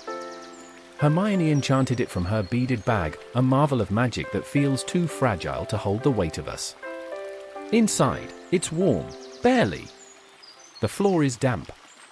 Our breaths hang in the air like ghosts. We're on the run now. Truly. No home. No headquarters. Just this cursed object beating between us and the cold. I wore the locket today. It clung tighter than usual. The chain seemed to pulse like a second pulse, mimicking my own heart. I didn't speak while I wore it. Not once. I couldn't. It showed me things, not images, just impressions. Hagrid's hut burning. Hermione turning her back. Ron, leaving. I know none of it was real. But the locket doesn't need truth. It only needs doubt. We're taking watches now. Sleeping in shifts. Wand always within reach. Even the fire feels like it might betray us if we stop watching. Hermione's drawing up protections, layers upon layers. She mutters counterspells under her breath as she walks in circles. Her hair is tangled. Her hands are cracked. But she doesn't stop. Ron keeps checking the map. The one I gave him back when we thought there might be directions for this kind of journey. There aren't. The quiet here is different than the quiet in Grimmauld Place. Less haunted, but more alone. Out here, it feels like the world has forgotten us. Like we've stepped off the edge of the known and into a shadow that stretches longer every night. We don't talk much about what's next. We don't talk much at all. But we move. We keep moving. Because that's all we can do now. August 23rd, the rain started last night and hasn't stopped since. Not a storm, not a downpour, just a constant, whispering drizzle. The kind that seeps through everything. Our boots squelch. The tent smells like wet wool and soil. Even our spells can't quite keep it out. It clings. We set up camp near a stream, its banks mossy and slick. The trees here are tall, thin, and close together, like they're listening. Like they know we don't belong. Ron says it reminds him of something out of a spooky bedtime story, and he's not wrong. The wind shifts through the branches and makes a sound like breath. Hermione caught a rabbit today. She used a summoning charm, quick, clean. It didn't suffer. Still, there was something strange about seeing it float through the air, limbs limp, eyes already closed. We skinned it in silence. Ron handled the fire. I tried not to think about the last time I ate in the Great Hall, surrounded by laughter and light. It's different when food comes at a price. You taste everything. We didn't talk much as we ate. The meat was tough, but it was warm, and that was enough. The fire crackled, sending smoke curling through the enchanted roof of the tent. For a moment, it almost felt like a proper home. Then the wind shifted, and the chill came back in. I took the locket off an hour ago. My neck still aches from where it pressed. I wore it all day. Hermione said we should stop wearing it for so long, but it's hard to know what counts as too long when every minute stretches like hours. Time doesn't work right out here. Some days feel like they last forever. Others vanish like fog. While I wore it, I couldn't stop thinking about my parents. About the sound of the green flash. About the way the baby must have cried just before silence. I don't know if the locket gives me those thoughts or if it just stirs what's already there. I think that's what makes it dangerous. It doesn't lie, it twists. It takes your worst truths and makes them louder. Heavier. Ron's been quiet lately. Not angry. Not yet. But distant. He keeps fiddling with the deluminator, clicking it open and shut like a nervous tick. Hermione notices, of course. She watches him from the corner of her eye like she's measuring how far away he is, emotionally, from disappearing. I try not to look at either of them too long. It feels intrusive, somehow. We're all fraying at the edges. And it's only been a few days. I walked down to the stream tonight. The rain had eased just slightly, and the water caught the last bit of grey light from the sky. I knelt at the edge, cupped my hands, and drank. It tasted of stone and sky and something cold and pure. For a moment, I saw my reflection. Not just the usual tired eyes and too sharp cheekbones, but something else. A flicker of doubt. A boy playing at being a hero, trying not to drown in the weight of it. But I stood up. I went back. We sleep in shifts. Hermione takes first watch tonight. Her silhouette glows faintly in the tent's entrance, wand resting across her lap, hair braided down her back. She hums to herself sometimes, quiet tunes, old and soft. I don't know the words, but the sound is calming. Ron's already asleep. Snoring gently. One arm across his eyes. I think he dreams more peacefully when I'm not wearing the locket.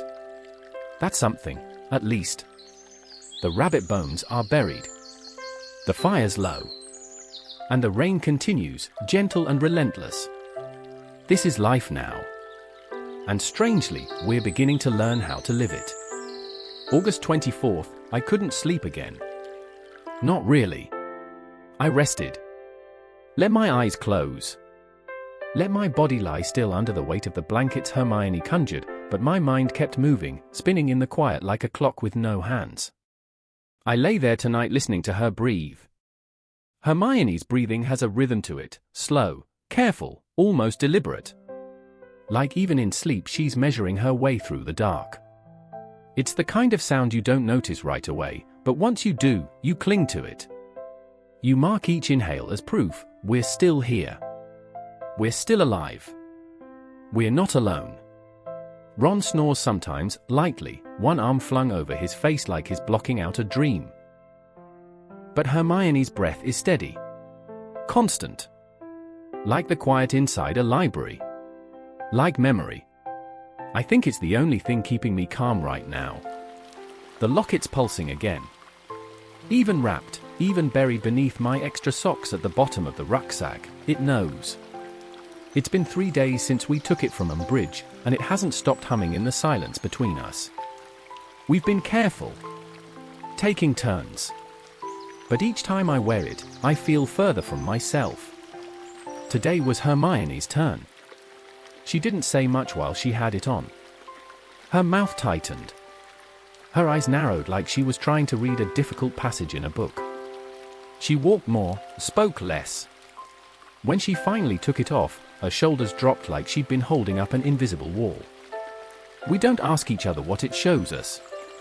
We just know. Ron's grown impatient. He doesn't say it outright, but it's in the way he kicks at the firewood, the way he watches the horizon like he expects a sign from Dumbledore to rise out of the sky. "How long are we going to keep doing this?" he muttered earlier. I didn't answer. Hermione did. "As long as it takes," she said, so softly it barely rose above the rain. "There's been no news. No contact. The radio we nicked from a deserted cottage won't tune properly, and every message we intercept sounds like it's underwater. No word from the Order. No whisper of allies. Just the sound of static and wind and the occasional bird screaming through the trees. And so, we move. Every couple of days, we apparate somewhere new. Never the same forest twice. Hermione casts the protections, layers of enchantments that keep us hidden. Ron helps gather food. I keep watch. The days blur. The nights stretch. But in the middle of all that, there are moments. Like tonight. Lying on my side, eyes open, watching the outline of her braid shift gently with each breath. Listening to the way the tent fabric moves when the wind rises. Feeling Ron stir and then settle again. These are the pieces that hold us together. Not the grand gestures. Not the spells. Just the sound of someone breathing nearby. When I was in the cupboard as a child, I used to imagine I could hear someone just beyond the door. I'd pretend it was my mum, breathing softly, sitting close, waiting until I fell asleep. It was the only way I ever got any rest. Tonight, Hermione's breath reminds me of that. Of comfort where there shouldn't be any. Of something solid in a world slipping into smoke. The locket is still there. The danger is still rising. But so is the sound of someone exhaling beside you. And sometimes, that's enough to keep going. December 24th, Godric's Hollow is quiet. That kind of quiet that wraps around you like snowfall. Not silence, exactly, but a hush. A reverence. Like the village knows who we are. Like it remembers. We came here tonight. Hermione and I, cloaked and cautious, slipped through the streets just after dusk. We'd apparat just beyond the village edge, behind a stand of trees silvered with frost. The air stung in our lungs. Our boots left crisp tracks on the untouched snow. It felt like a pilgrimage. I didn't tell Ron. He wouldn't have stopped us, not really. But I think he would have worried. And this was something I needed to do. We kept our heads down. Moved through the shadowed streets like ghosts. A dog barked in the distance. Warm yellow light spilled from cottage windows. Christmas trees twinkled behind glass. I saw a child pressing their face to the window pane, their breath fogging a heart onto the surface. I wondered if that was ever me. Hermione found the graveyard. It was tucked behind the church, just as Bathilda had said. Iron gates, creaking softly, and headstones blanketed in snow. We moved slowly between them, wands lit low, the light catching on frost-covered names. Row after row of history and heartbreak. Some old. Some heartbreakingly recent. Then there it was. James Potter. Lily Potter. Together, side by side. The snow had settled gently on the stone, like even the sky knew to tread lightly. Hermione reached out and brushed it away with her glove, fingers trembling. The last enemy that shall be destroyed is death. I stared at that line for a long time. I thought I would cry. Thought something in me would finally break open and spill out all the ache I've carried. But I didn't. I just stood there, numb, feeling the shape of their names settle behind my eyes. I whispered to them. I don't even remember what I said. Just words. Just breath. Maybe they heard me. Maybe that's the kind of magic this place holds, quiet, listening magic. Hermione slipped her hand into mine. Not tightly. Just enough. We stood like that for a while. Snow falling around us, settling in our hair, clinging to our cloaks. The village distant. The past close. I wanted to stay. I wanted to run. I wanted to ask them if I was doing this right. If they'd be proud. If they forgave me for not remembering the sound of their voices. We left a wreath. Simple pine, twisted with red ribbon. Hermione conjured it gently, her wand hand steady for the first time all day. And then we turned back. We didn't speak much after that. The streets were quieter now. Lights flickering out one by one. Somewhere, faint and sweet, I heard careless, soft harmonies winding through the night like a lullaby. Silent night. It didn't feel holy. But it felt true. Back at the tent, Ron was waiting. He didn't ask. He didn't need to. He just handed me a mug of something warm and sat beside me without a word. Tonight, I'll sleep with the locket far from my skin. Tonight, I'll let memory rest beside me like snow on stone. December 26th, I saw her in the woods. Just past midnight. The forest was still.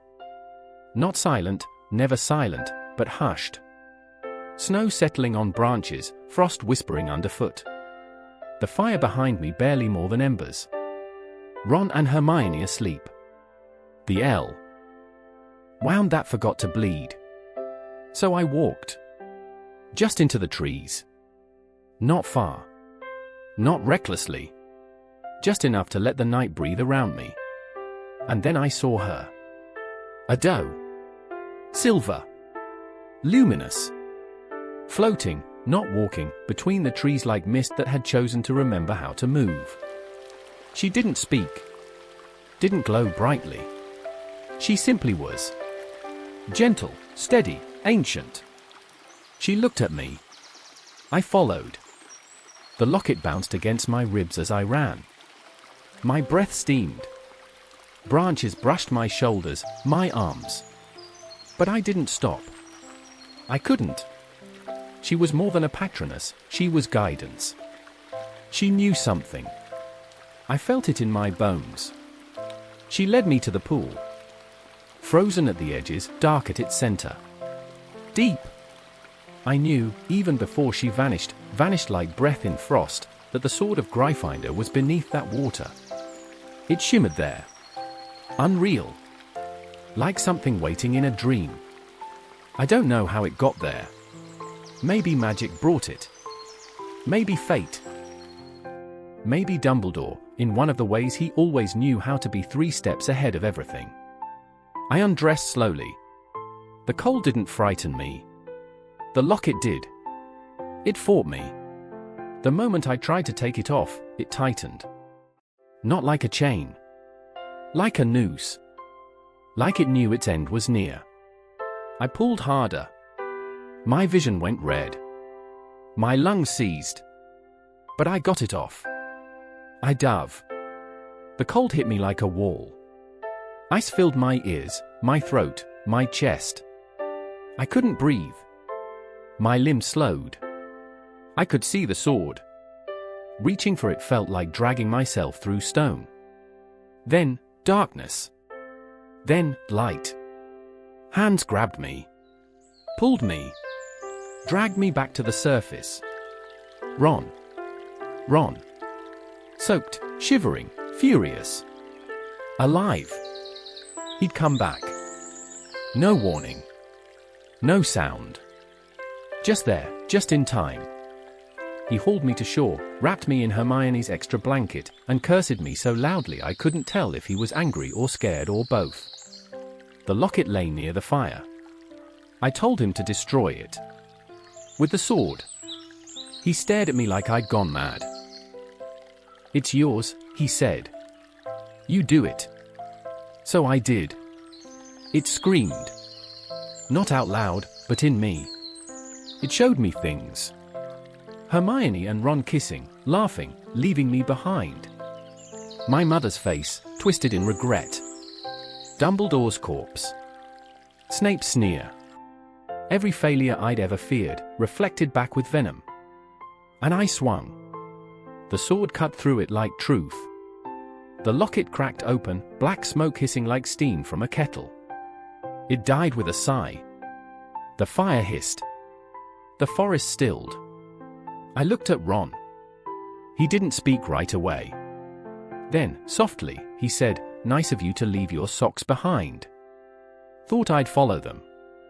I laughed. I actually laughed. Then I cried. We sat there for a long time, just breathing. Just existing beside each other again. Hermione will be furious. But she'll forgive him. Because he came back. Because sometimes, in the middle of winter, a silver doe appears. And she leads you where you need to go. December 27th, the forest won't let go of the cold. Even the trees seem to be huddling in on themselves, bark lined with frost, branches drawn close like stiff fingers curled against the wind. The tent holds the temperature off, barely. But the shivers come from inside now, bone deep and steady, like a warning. Ron is back. And everything is different. And exactly the same. Hermione didn't scream when she saw him. She froze. Like she'd been hit with petrificus, her wand still in her hand, half raised. I don't think she believed it at first, not really. Just stared. And then, slowly, she set her book down and said, "How did you find us?" Not "Why did you come back?" Not "Are you all right?" How? He told her. About the deluminator. About the light slipping into his chest. About the voices he heard, me and her, speaking his name through the dark. It sounds mad. It probably is. But I believe it. Because he found us. Because he saved me. She listened. Cross-legged, hands in her lap, chin high. But her eyes were shining. And when he finished, she stood up, walked past him, and zipped the tent flap closed behind her with a single sharp flick of her wand. She hasn't really spoken to him since. Not properly. Not yet. I think it hurt her that he left. That he chose to leave, even if just for a moment. Even if he came back. I understand that. But I also understand him. We were all cracking beneath the weight of it. The locket, the silence, the days without answers. I thought about following her. I didn't. Instead, Ron and I sat by the fire. He passed me a tin of roasted chestnuts he'd nicked from the kitchen of a village nearby. We didn't say much. Just shared the silence like an old coat, something worn and familiar. The forest around us feels tight, like the world's breath has gone shallow. Even the animals move differently, quieter, sharper. We heard something large pass through the brush this afternoon. Not a human. Not a deer. Just large. We didn't investigate. Hermione finally came back inside around dusk. Her cheeks were pink from the cold. She didn't speak, just set down a wrapped bundle of foraged roots and sat near the corner. She's still not meeting Ron's eyes. But she's here. That's enough for now. The locket is gone. We keep reminding ourselves of that. Saying it out loud sometimes, like it's a spell, it's gone. It's over. One piece down. But there are more. And we don't know where they are. The sword of Gryffindor gleams beside my bag. It doesn't belong to me. Not really. But it came to me when I needed it most. That means something. Dumbledore must have known it would find its way. He must have trusted something. Ron's asleep now, curled near the fire. Hermione pretends to read, but her eyes haven't moved in 20 minutes. I lie here, listening to the wind brush through the trees, and wonder if the cold will ever leave us. But the tent is holding. We're holding. And the locket is gone. For tonight, that is enough. December 28th. The pool still waits in my memory. Still as glass, black as ink, and deeper than it should have been. I can't stop seeing the shimmer beneath its surface, the way the sword lay suspended like a secret waiting to be found. The way the silver doe paused beside it, watching. Knowing. I think about the cold now and it doesn't feel like a chill, it feels like clarity. The kind that strips away all the noise. All the doubt. Just raw intention and breath caught in your lungs. I didn't think when I dove. I just knew. And maybe that's what the sword needed. The goblins forged it with more than metal. With meaning. With magic that remembers. Dumbledore must have known it could destroy horcruxes. Why else leave it in his will? Why else hide it where only faith could find it? It's beside me now. Wrapped in a cloth of velvet Hermione conjured from memory. She said it seemed like the right material for something ancient and proud. The hilt still shines, even in dim light. Rubies like coals. A lion's pride. Ron keeps checking it, like it might disappear if we blink. I don't blame him. It still doesn't feel real. We spent most of the day in the tent, out of the wind. The snow is deeper here now, and our protections make it hard to venture far without leaving a magical trail. Hermione redrew the enchantments this morning. I watched her, circling the camp slowly, wand raised, her breath clouding before her, hair tucked back in a braid. She's still not speaking much to Ron. It's not coldness. It's pain. It sits between them like a third presence in the tent. Ron knows. I see it in the way he glances at her, then away. Like looking too long might make the space between them real. But he's trying. Quiet gestures. Small offerings. The kind of apologies that don't come with words. And she's softening. Bit by bit.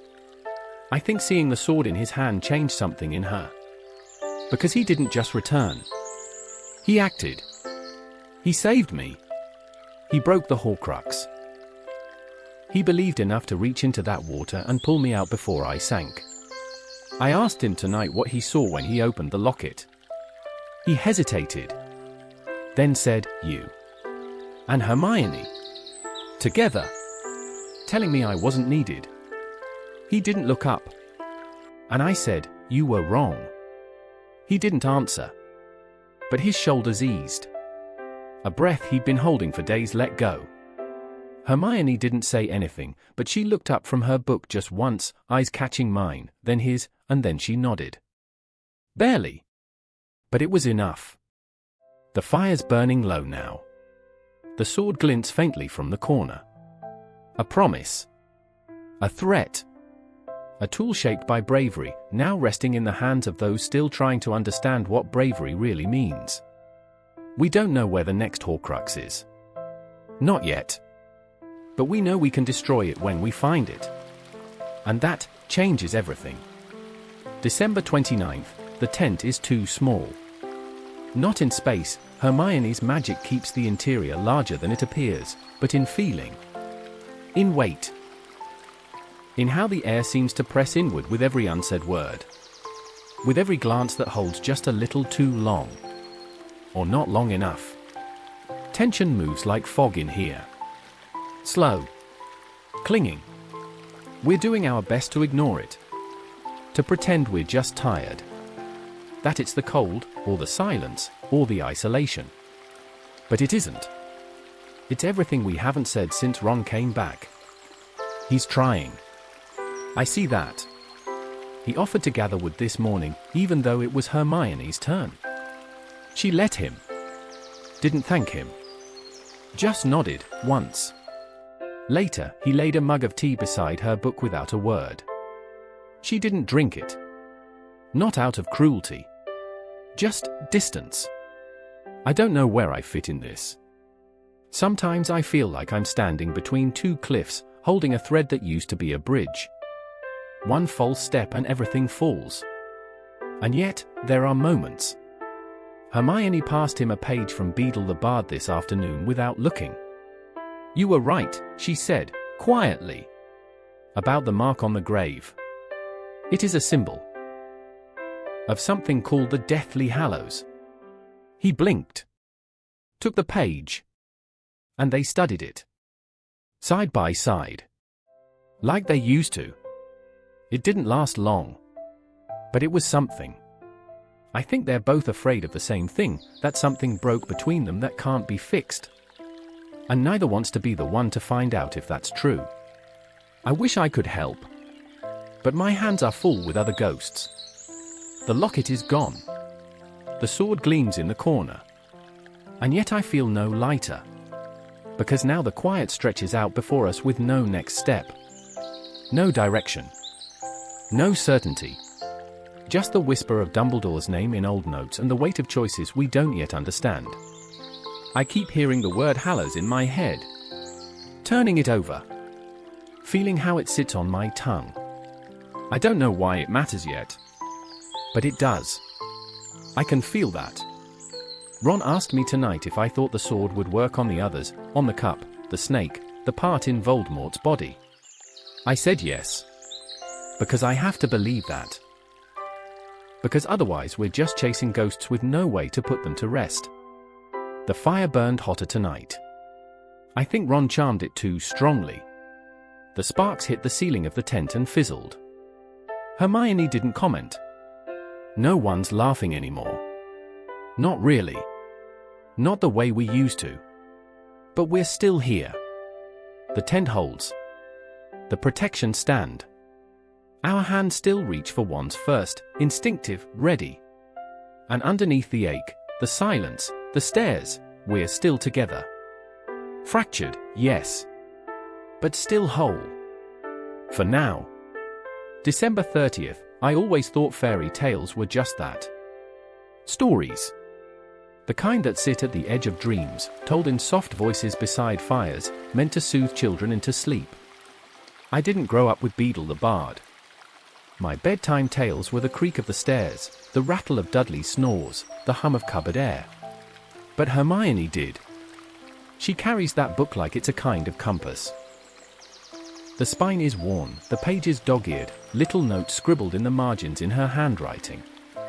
Today, she read from it, her voice steady, quiet, like she was casting a spell without using a wand. The tale of the three brothers. 3 wizards. 3 choices. 3 gifts, a wand, a stone, a cloak. Death, cheated.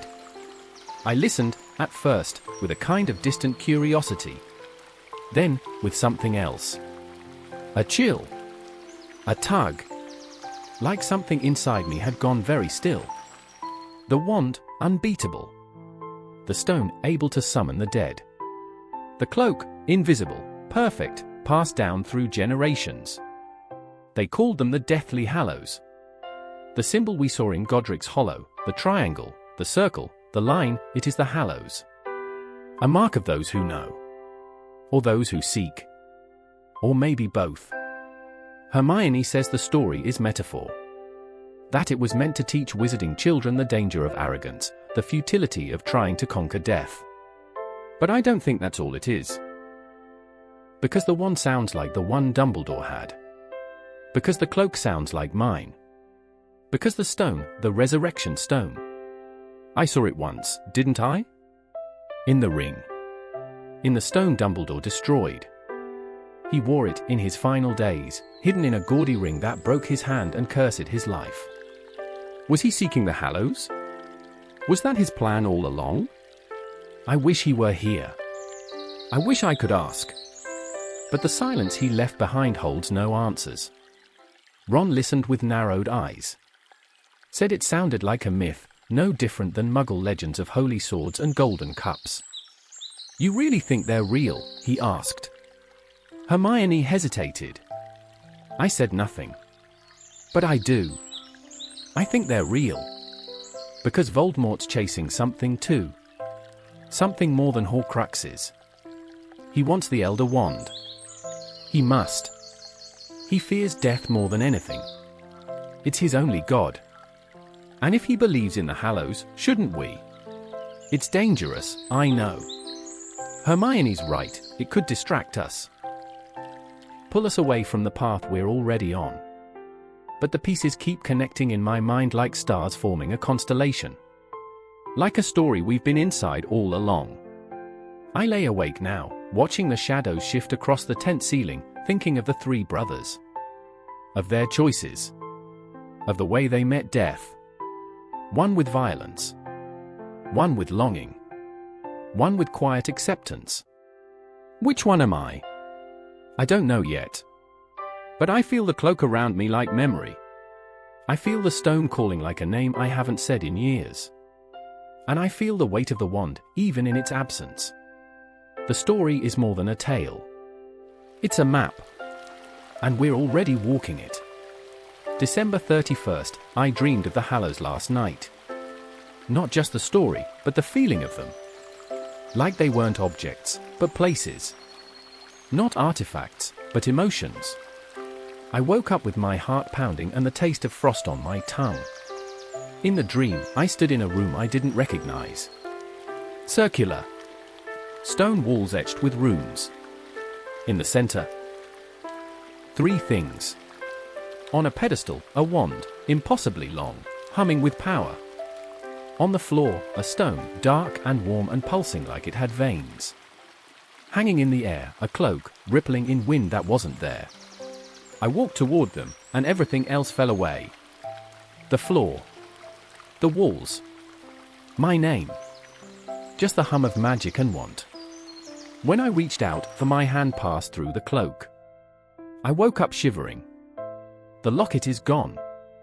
The sword lies still. But the Hallows, they follow me now. In dreams. In thoughts I can't even think. Hermione says it's dangerous, this obsession, this chasing. We have a task, she said, her tone sharp with something close to fear. Horcruxes, Harry. Not bedtime stories. But it doesn't feel like a distraction. It feels like a key. Ron agrees. Though I'm not sure if it's belief or bitterness. He said Dumbledore should have told us more. Should have trusted us. Then he looked at me, really looked, and asked, "Did he ever tell you everything, mate? Or were you just supposed to guess your way through all this?" I didn't have an answer. Because I don't know if I was chosen or just convenient. I don't know if Dumbledore saw something in me or simply needed someone who'd do what needed doing, no matter the cost. But I do know this. The cloak is real. I wear it. I use it. It's part of me now. And if that's one Hallow, then why not the others? What if Dumbledore was looking for them? What if Voldemort is, too? What if the Horcruxes are only part of the story, and we've been walking through the second half blind? Hermione says stories aren't always meant to be trusted. But sometimes, stories are left behind for a reason. A trail of breadcrumbs. A warning. Or a choice. Because that's what the Hallows are, aren't they? 3 ways to meet death. 1 by force. 1 by denial. 1 by peace. And me here standing between all of them, with only questions and scars and a name that never quite belonged to me. It's the last day of the year. Snow fell again this morning, fine and soft. Ron charmed the tent warmer. Hermione made tea. We sat together, not speaking of dreams or symbols or stones. Just warmth. Just now. But the Hallows are with me. In the quiet. In the corners of my thoughts. In the chill beneath my ribs. I don't know yet what they mean. But I will. I have to. January 2nd, they got us. Just like that. One mistake. One flicker of Hermione's wand too close to the air. One ward not cast in time. And they were there. Out of nowhere. 10, maybe more. Wands drawn, boots crunching over frost-hardened earth, laughter like claws on glass. Snatchers. They smelled like sweat and damp wool. Their leader, a wiry man with a twisted grin, circled us like a dog scenting blood. Scabier. He said his name like it was a threat. He looked at me, narrowed his eyes, and said, "You look familiar." We'd barely had time to react. Hermione cast a stinging jinx on me. On my face. Swelled my eyes, broke the line of my nose, blurred the scar. It was brilliant. And awful. I could hardly speak, could barely breathe through the pain. But I played the part, sullen, nameless, trembling. Ron kept his head down. Hermione clutched her bag like it was a lifeline. They tied our hands. Took our wands. marched us through the woods like animals. They joked, mostly, about what they'd buy with the reward money. About how Potter would fetch more than gold if he was real. 𝒍𝒆𝒆𝒑 kept leaning close to me, sniffing, saying, "I know you, pretty boy." I turned my face away, bit my tongue to keep from snapping back. They were taking us to Malfoy Manor. The moment I heard that name, something in me went cold. I remember the hall there. The way the light felt. The look on Draco's face when he cursed me back in 6th year, wild, cornered, afraid. I don't know if I could survive that place again. I don't think Ron could.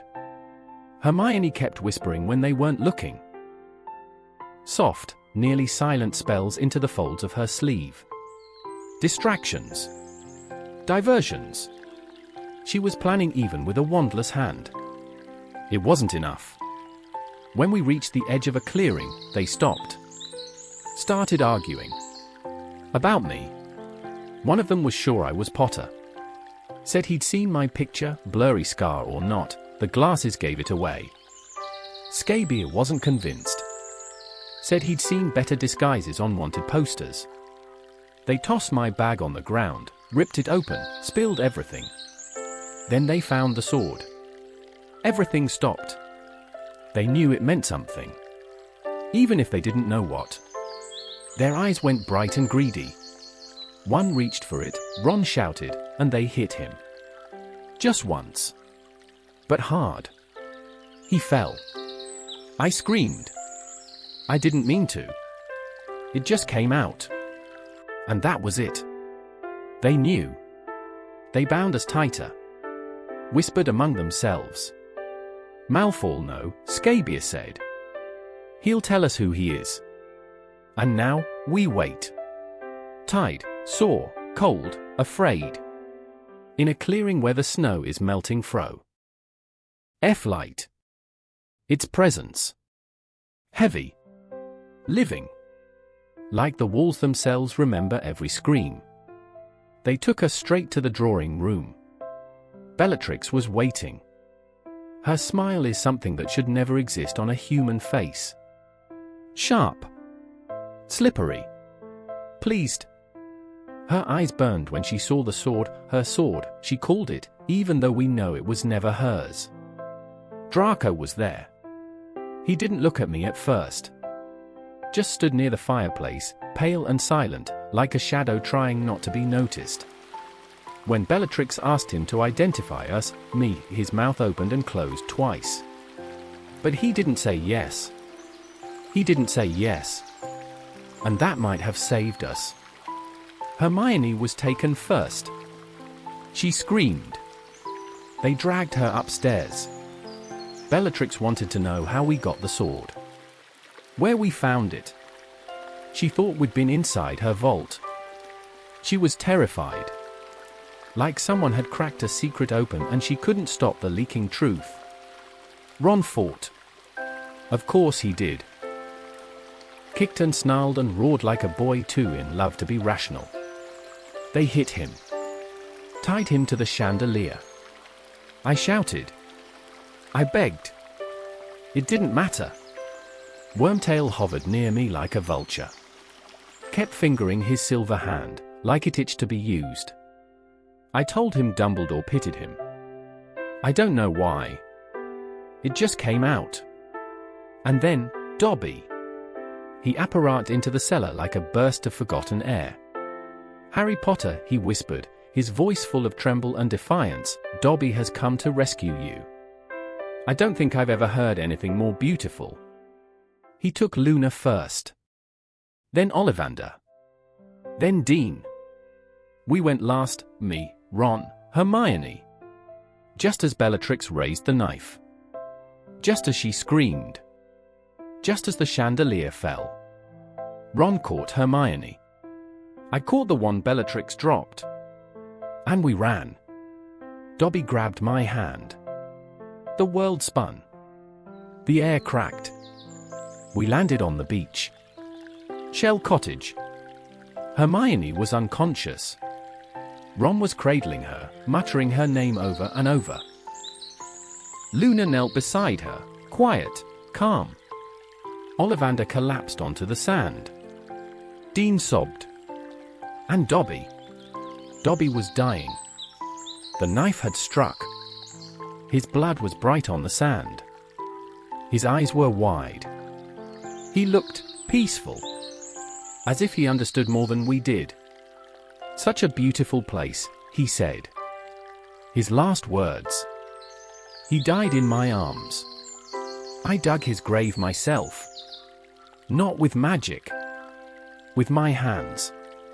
Each scoop of earth a promise. A thank you. A prayer. A free elf. A hero. We're safe, for now. Shell Cottage is quiet. The sea murmurs just beyond the window. The stars blink above us, unaware of what they've just witnessed. Malfoy Manor is behind us. But what it took, what it cost, I will never forget. January 5th, the sea sings differently at night. Not louder. Just closer. As if it remembers you're listening. It brushes against the shore like breath, like memory. And here, in Shell Cottage, I finally feel something I haven't felt in weeks. Stillness. No footsteps behind me. No locket pulsing. No cries echoing off stone walls. Just the wind, the waves, the hush of Hermione's quiet sleep, and the slow, steady beat of Ron's pacing in the kitchen downstairs. We buried Dobby yesterday. The grave is marked with a smooth white stone. No spells. No enchantments. Just a name, carved by hand. I sat beside it this morning, knees in the sand, watching the tide inch closer and closer before retreating again. Dobby, a free elf. Those words don't even begin to capture him. I still see him, his wide eyes, his nervous courage, the way he stood between us and death without even flinching. There was no wand in his hand. No shield. Just loyalty. Just love. I cried when I carved his name. I didn't mean to. The tears just came, sharp and sudden. Not loud. Just steady. Like the waves. Ron sat with me for a while. He didn't say anything. Just pressed something into my hand, a little button Dobby had kept from one of his socks. He must have taken it with him, tucked into his clothing like treasure. I carry it now. It's in my pocket. Hermione's still recovering. The curse Bellatrix used left bruises that magic can't touch. She sleeps deeply, waking only to sip water or mutter something about vaults and goblins and the sword. I sit beside her sometimes, watching her chest rise and fall, and wonder how much more she can take. We're broken, in small ways. But we're here. Bill and Fleur have given us their home without question. Fleur cooks in silence, her spells elegant and smooth. Bill watches the horizon like it might betray us. I think he knows what we're carrying. Not just objects, but weight. The horcruxes. The sword. The loss. We told them part of it. Not everything. But enough. Ollivander is here too. Quiet, frail. His voice is like parchment now, thin, crackling. But his eyes still hold knowledge. He looked at my wand today, whispered something about twin cores and loyal hearts. I didn't ask more. Not yet. Tonight, the moon glints on the water. I can hear Luna humming somewhere near the fireplace. Dean is writing a letter home. Ron stopped pacing. And I sit by the window, watching the sea pull and return, over and over, like it's trying to remember something it lost.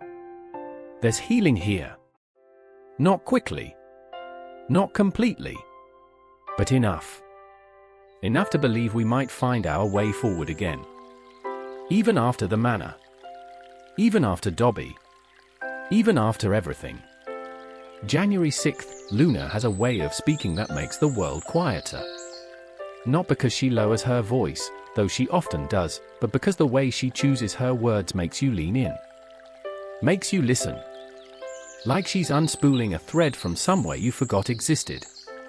Today she found me by the garden wall, staring out at the sea. "You're thinking loudly again," she said. I blinked at her. She smiled, serene and solemn all at once. I didn't reply. She sat beside me anyway. We didn't talk about what happened. Not the manor. Not Dobby. Not even the horcruxes or the war that waits like a storm on the other side of this moment.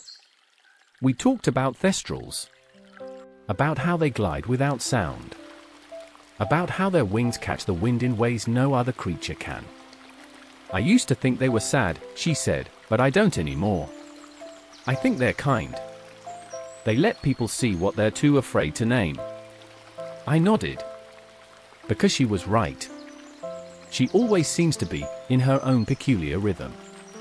She reached into her pocket and pulled out a seashell, soft pink, ridged, smaller than a canute. "For Dobby," she said, handing it to me. "It's a shell from the farthest part of the beach." I asked it if it wanted to help, and it said yes.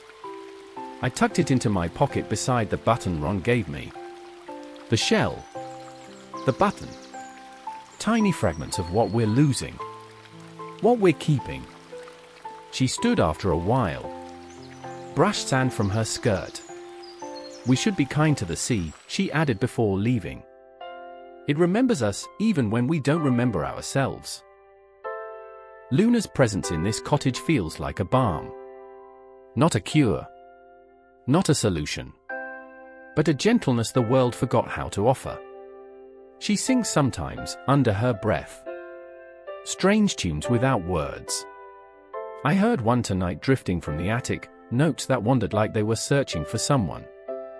Ron hears her too. He doesn't say much about it, but I can see how it calms him. How the anger in him softens slightly when she walks into the room. Hermione's getting stronger. She sat up in bed today and asked for tea. Her voice was rough, but her mind sharp. Already she's talking about the next steps, Gringotts, the vault, the cup. The way Bellatrix panicked at the sight of the sword. We're close. We must be close. But for now, the sea sings. The air smells like salt and firewood. The walls creak like they're stretching after too long a sleep. And Luna, strange and luminous, moves through the house like a dream that forgot to fade. I think she's the bravest of us all. Not because she fights loud, but because she believes quietly. And that belief, it's catching. January 7th, Wandlore is older than memory. That's what Ollivander whispered today, voice barely more than the creak of parchment turning in an empty library. He sat beside the hearth in Shell Cottage, swaddled in a shawl too large for his shoulders, eyes sunk but sharp. He asked to see my wand. It felt wrong, handing it over, even to him. Like parting with a limb. But I did. Slowly. Carefully. The moment his fingers touched the holly, they trembled. Not with age. With recognition. Brother wands, he said. Twin cores. Phoenix feather. From the same tail. I nodded. He closed his eyes, his fingertips tracing the grain of the wood. Wands choose their masters, yes. But they also remember. They feel. They learn. He opened his eyes again. And your wand, Harry, it has learned you. I didn't know what to say. He told me about the Elder Wand. How it has passed through hands soaked in triumph and blood. How it answers not to skill, but to power. To victory. How it doesn't serve, it conquers. And I realized. Voldemort is chasing it. Not just the horcruxes. Not just immortality. But the wand that will make him unbeatable. The final Hallow. The wand from legend. He believes it will obey him, Ollivander said, his breath catching. But it is not a wand that is tamed. I asked him if I could stop it. If my wand could stand against it again. He looked at me with something that was almost sorrow. "You've done what should not be done," he said. "Your wand rebelled. It acted on its own, against its brother. That is no ordinary magic. That is a wand bound by something older than choice." I sat there for a long time after he slept again. My wand cradled in my lap. I kept thinking about that night in the sky above Little Whinging. When it cast magic without my command. When it saved me. When Voldemort's spell shattered against something deeper. I thought about the dream I had, the Hallows laid before me, silent and shining. The cloak. The stone. The wand.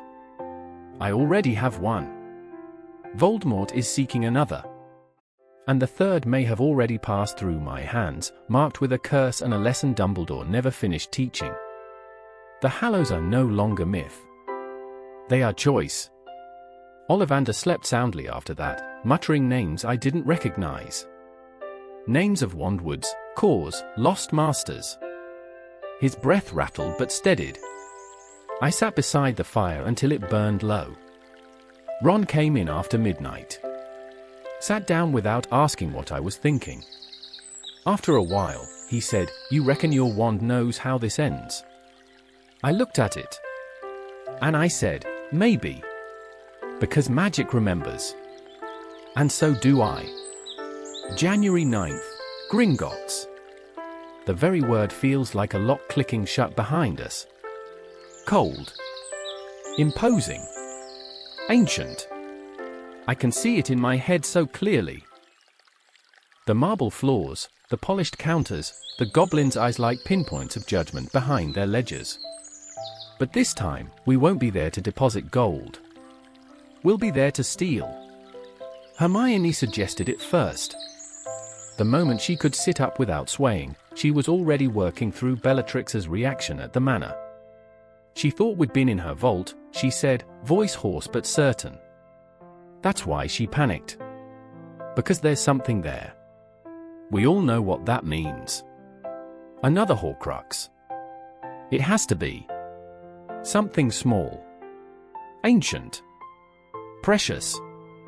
Ravenclaw's diadem is still missing, but Helga Hufflepuff's cup, we've seen sketches. Read references. We think that's what's in the vault. But Gringotts. Even saying it aloud feels reckless. Bill warned us. Sat us down at the kitchen table with a mug of black coffee and a voice like stone. "You can't just break into a goblin vault," he said. "Not unless you're ready to never come out again. But we're out of time. Voldemort is moving.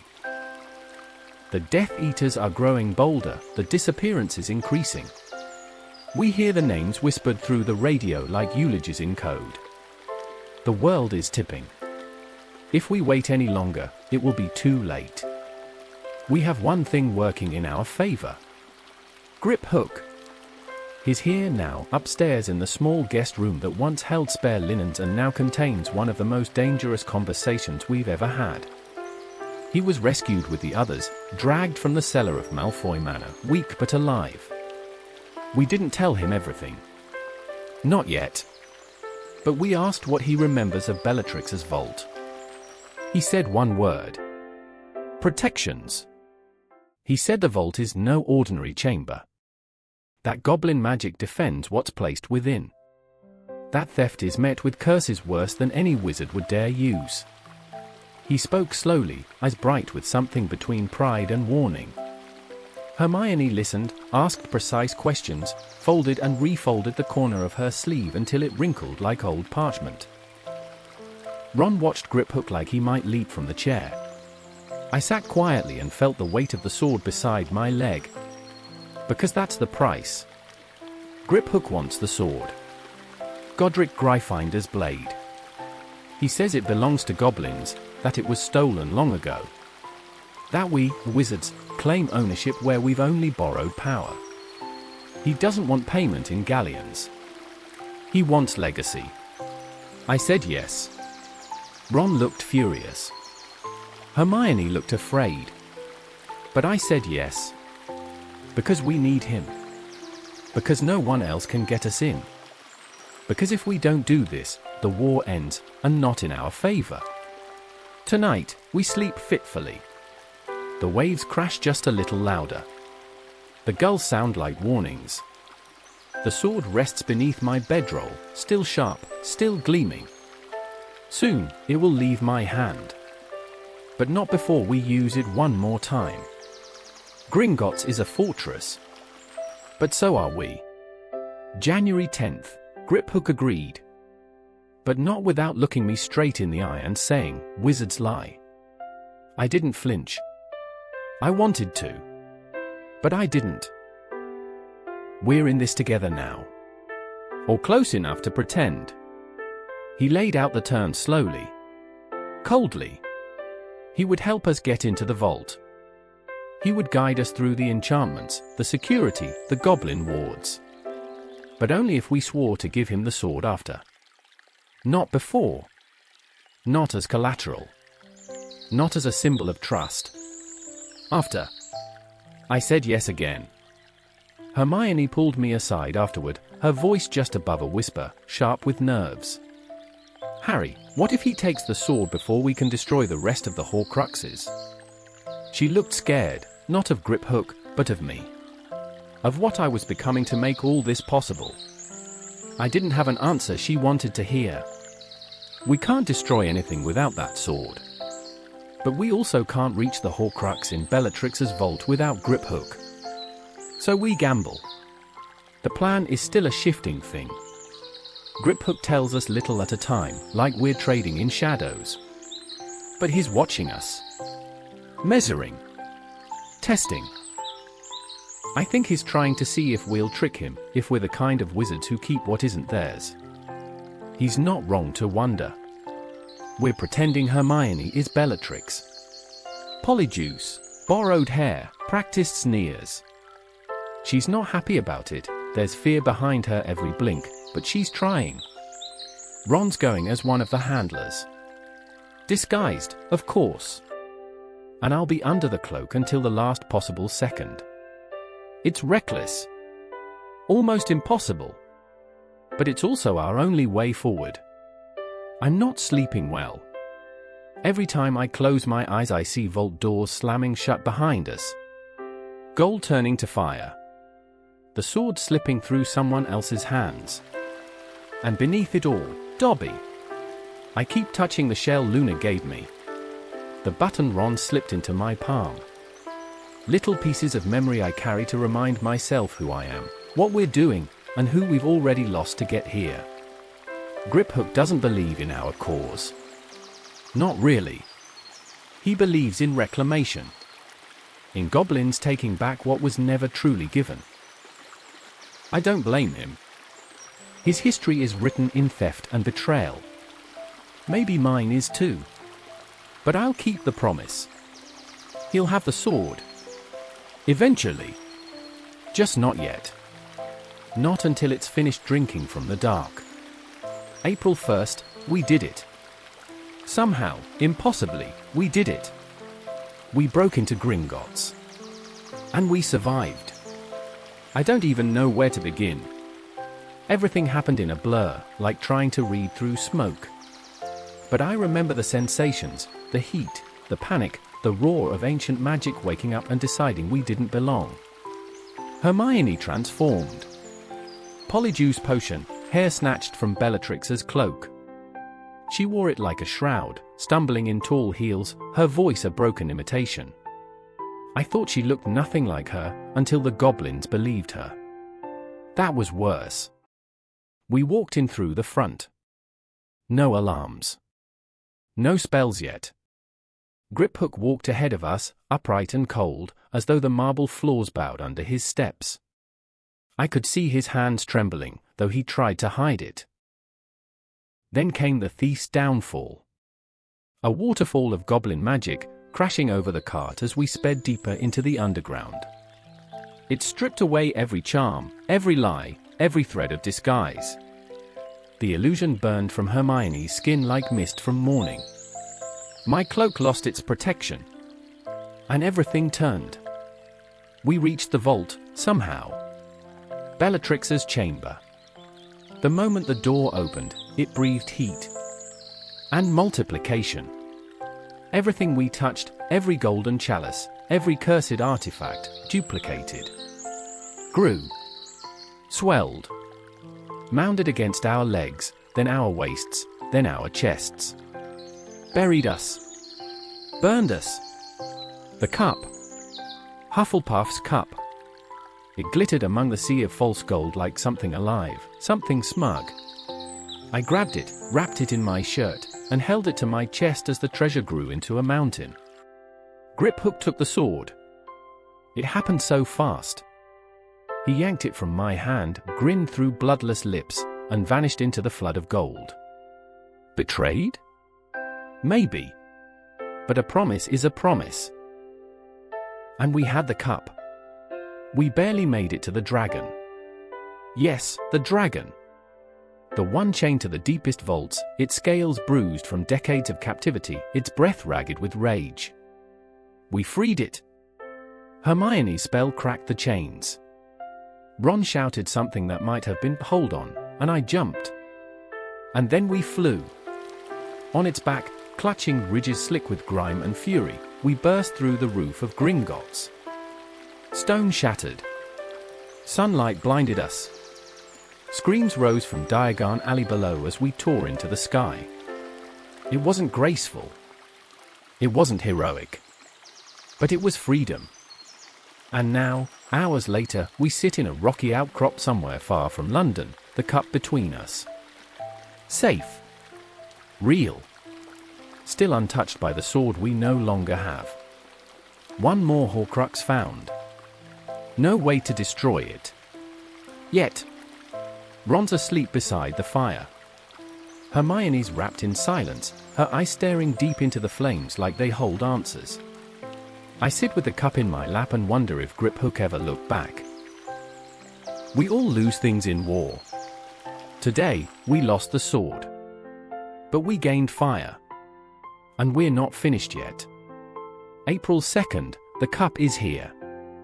Wrapped in a ragged scarf, resting in the deepest part of Hermione's beaded bag, as if it's just another trinket.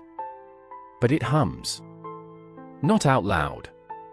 Not in sound. In presence. I can feel it, even now. Like something watching me from inside the dark.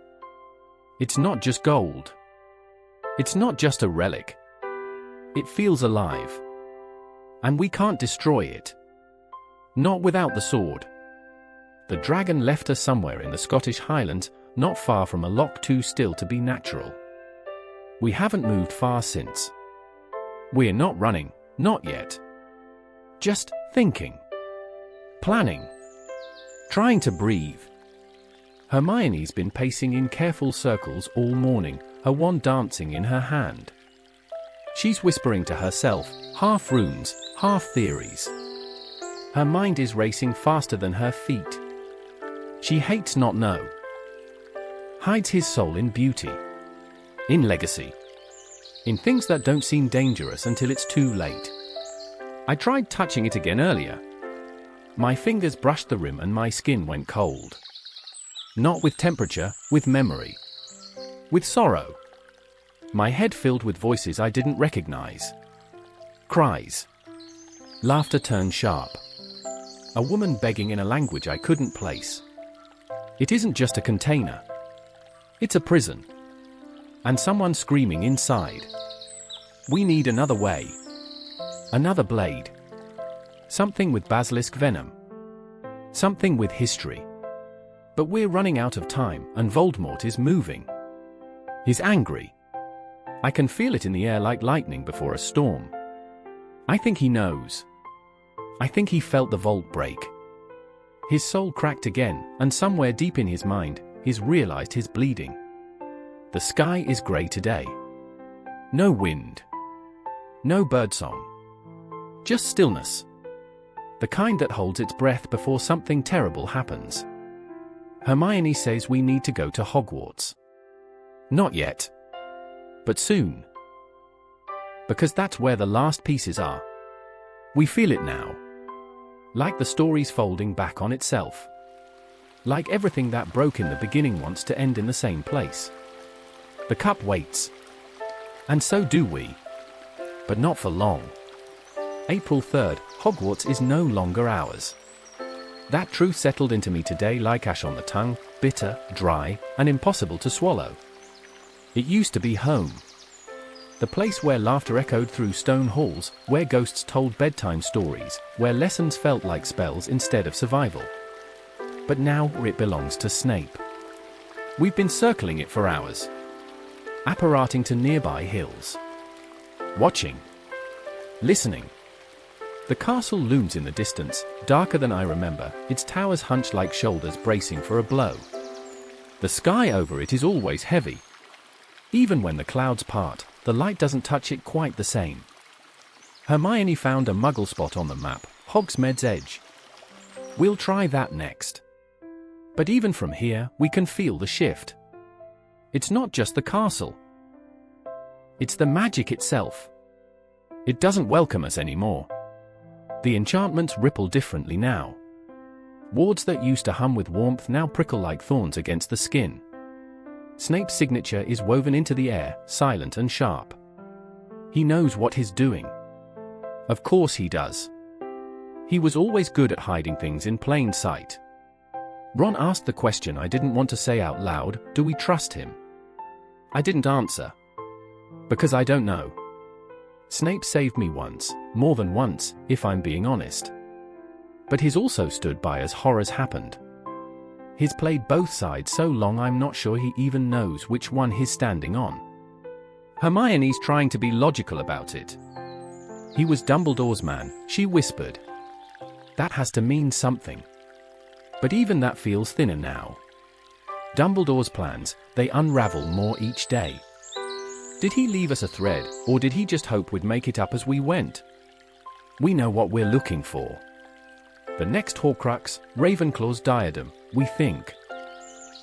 And if it's anywhere, it's in the room of requirement. Where things go to hide. Where I once went to hide. Hogwarts is still hiding secrets. So are we. The cup is still in Hermione's bag. We sleep beside it every night. It watches us, even when it's quiet. Sometimes I dream it rolls closer to me while I sleep. I wake with a start, hand on my wand, sweating through the blankets. We need a weapon. We need another basilisk fang. We need the truth. About Snape. About Dumbledore. About why all of this still feels like someone else's plan written in a language I'm only just learning to read. Tonight we're camped in a hollow, not far from the lake. I can see the tip of the astronomy tower, black against the clouds.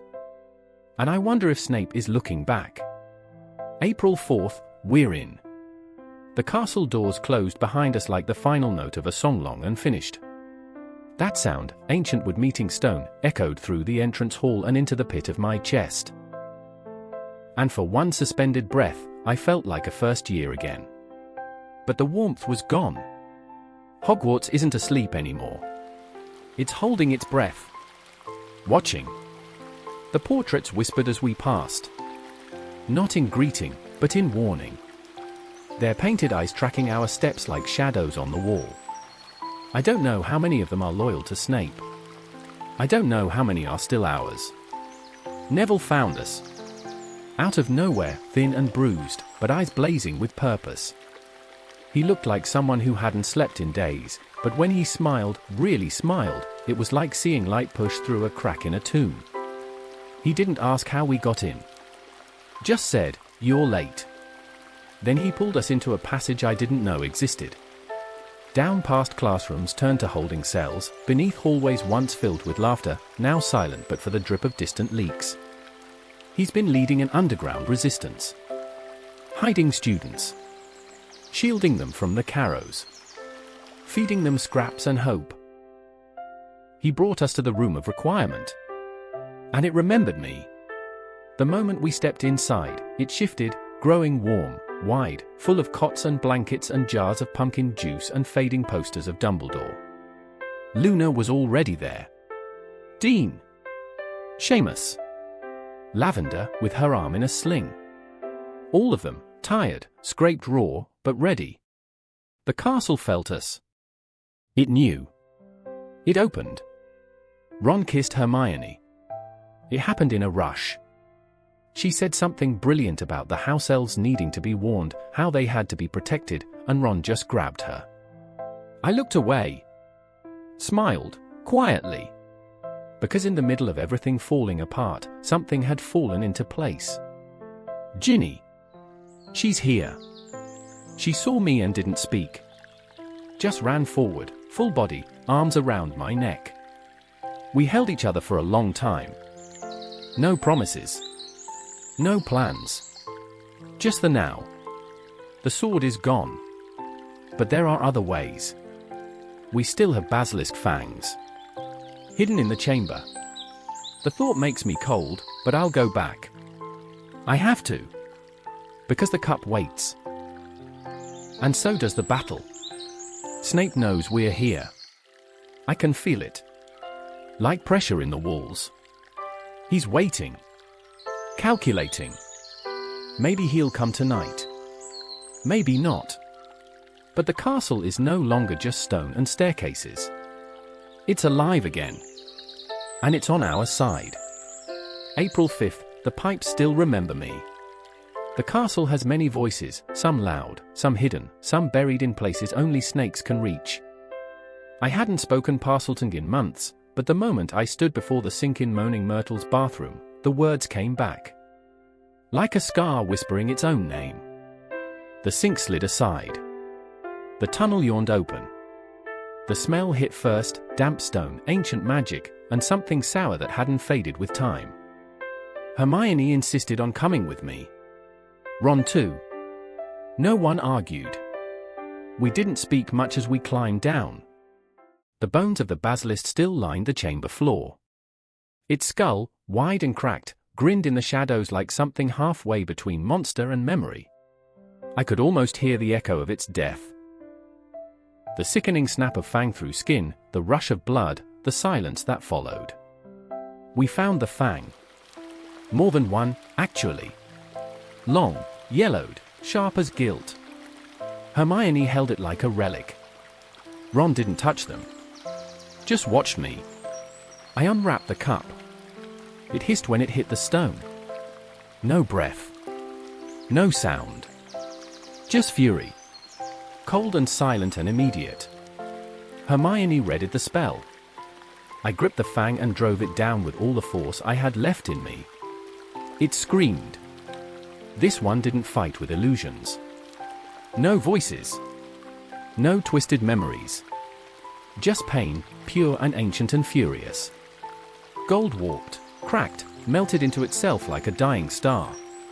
Black smoke curled upward. The scream died into ash. And then there was silence. Another piece, gone. Two left now. Nagini. And the part in Voldemort himself. I held the fang for a long time after that. My hand shook. My lungs felt tight. Hermione was breathing fast. Ron had tears in his eyes. Not loud ones. Just the kind that come when something enormous has ended and you're not sure what comes next. We climbed back up slowly. Myrtle watched us go. Didn't say much. Just drifted above the sink, her eyes wide and knowing. I like the snake, she whispered. It was quiet. The castle air felt different when we stepped into the bathroom again. Braver. Older. As if it, too, had been holding its breath. Tonight, I sit beside the fire in the room of requirement. The cup is gone. The basilisk fang is cleaned, waiting. Ginny is asleep, curled near the wall, her hand brushing Luna's. Ron and Hermione are whispering in the corner, forehead to forehead. The battle hasn't started. But I think the castle knows it's coming. And this time, we're ready. April 6th, it's begun. The first cracks of thunder didn't come from the sky. They came from the castle itself. From the walls vibrating with spellfire, from the staircases groaning under the weight of hurried feet, from portraits shouting warnings as students ran past in clusters. Voldemort knows we're here. And he's coming. It started when McGonagall found us in the corridor outside the Great Hall. Her eyes, stern, sharp, alive, took one look at me and lit like flame. "We've been expecting you," she said. And then, to the suits of armor lining the walls, "Wake. Protect your castle." They moved. Iron groaned. Steel shimmered. Helmets turned. The castle was waking. Within minutes, messages flew down the halls. Filch fled. Teachers appeared like summoned spirits. Sprout from the greenhouses, Flitwick from his tower, Slughorn in his dressing gown. All ready. All willing. The DA answered too. Cho, Padma, Ernie, even Zachariah Smith. They came. And the Order, Kingsley, Lupin, Tonks, out of the smoke and into our halls like reinforcements in a story that hadn't ended yet. Fred and George grinned at me like it was a joke and war was just a louder version of mischief. Molly hugged Ginny tight and told her to stay in the room of requirement. Ginny said no. That was the end of that. I don't remember the plan falling into place. I just remember movement. McGonagall casting enchantments across the corridors. Flitwick reinforcing the doors with charms older than the stone itself. Students standing shoulder to shoulder. Wands out. I set. I saw Percy. He looked thinner. Sharper. And when he found his family again, the silence broke like a snapped wand. I turned away, let them have the moment. Ron clapped him on the back. George smirked. Forgiveness, in war, is faster than in peace. I asked McGonagall about the diadem. She didn't know. But she mentioned the room of requirement, how it changes for need. How students hide things there. I nodded. I remembered. The place where I once buried the Half-Blood Prince's book. The place I first felt like I could disappear. That's where we'll look. Later. If there is a later. Because now, the walls are shaking. The ground is humming with the force of bodies pressing toward us. Giants. Werewolves. Death Eaters. Dementors swirling outside the boundaries, waiting to slip past the cracks in our courage. And Voldemort. Somewhere out there. Close. I keep feeling him, like a shiver in my blood. Like he's beneath the floorboards of my soul. I've left instructions. Hermione has the fang. Neville has the sword now, retrieved, somehow, from the goblins. If I don't make it, they'll know what to do. But I have to make it. Because we're not just fighting to win. We're fighting for everything. For Fred's laugh. For Luna's hum. For Ginny's touch. For Dobby's last breath. For the children who still dream of sorting hats and floating candles. Hogwarts is not just a school. Tonight, it is a shield. And we are its heart. April 6th, I found it. Or maybe it found me. The room of requirement shifted beneath my feet as soon as I asked for what I needed. Not just a hiding place. Not just safety. But the place where lost things go. I'd been here once before, desperate to stash a book I could no longer trust. Back then, the room stretched forever. Now, it feels even bigger. Mountains of forgotten secrets. Towers of discarded magic. Crates of shattered brooms and cracked cauldrons, old spellbooks, cursed amulets, shoes missing their pair. Everything anyone ever tried to forget. And somewhere in that maze, the diadem. Ravenclaw's lost crown. It took all of us, me, Ron, Hermione, searching separately, calling through shadows and stepping around half-spilled cauldrons and jittering potions that had brewed too long in the dark. The air felt heavy with age. Like every whisper stuck to your skin. And then, there it was. Perched on the bust of a long-forgotten warlock, balanced atop a dusty cabinet, the diadem glittered like frost on silver branches. Elegant. Cold. Wrong. It pulsed with the same sick energy as the locket, the cup. A horcrux.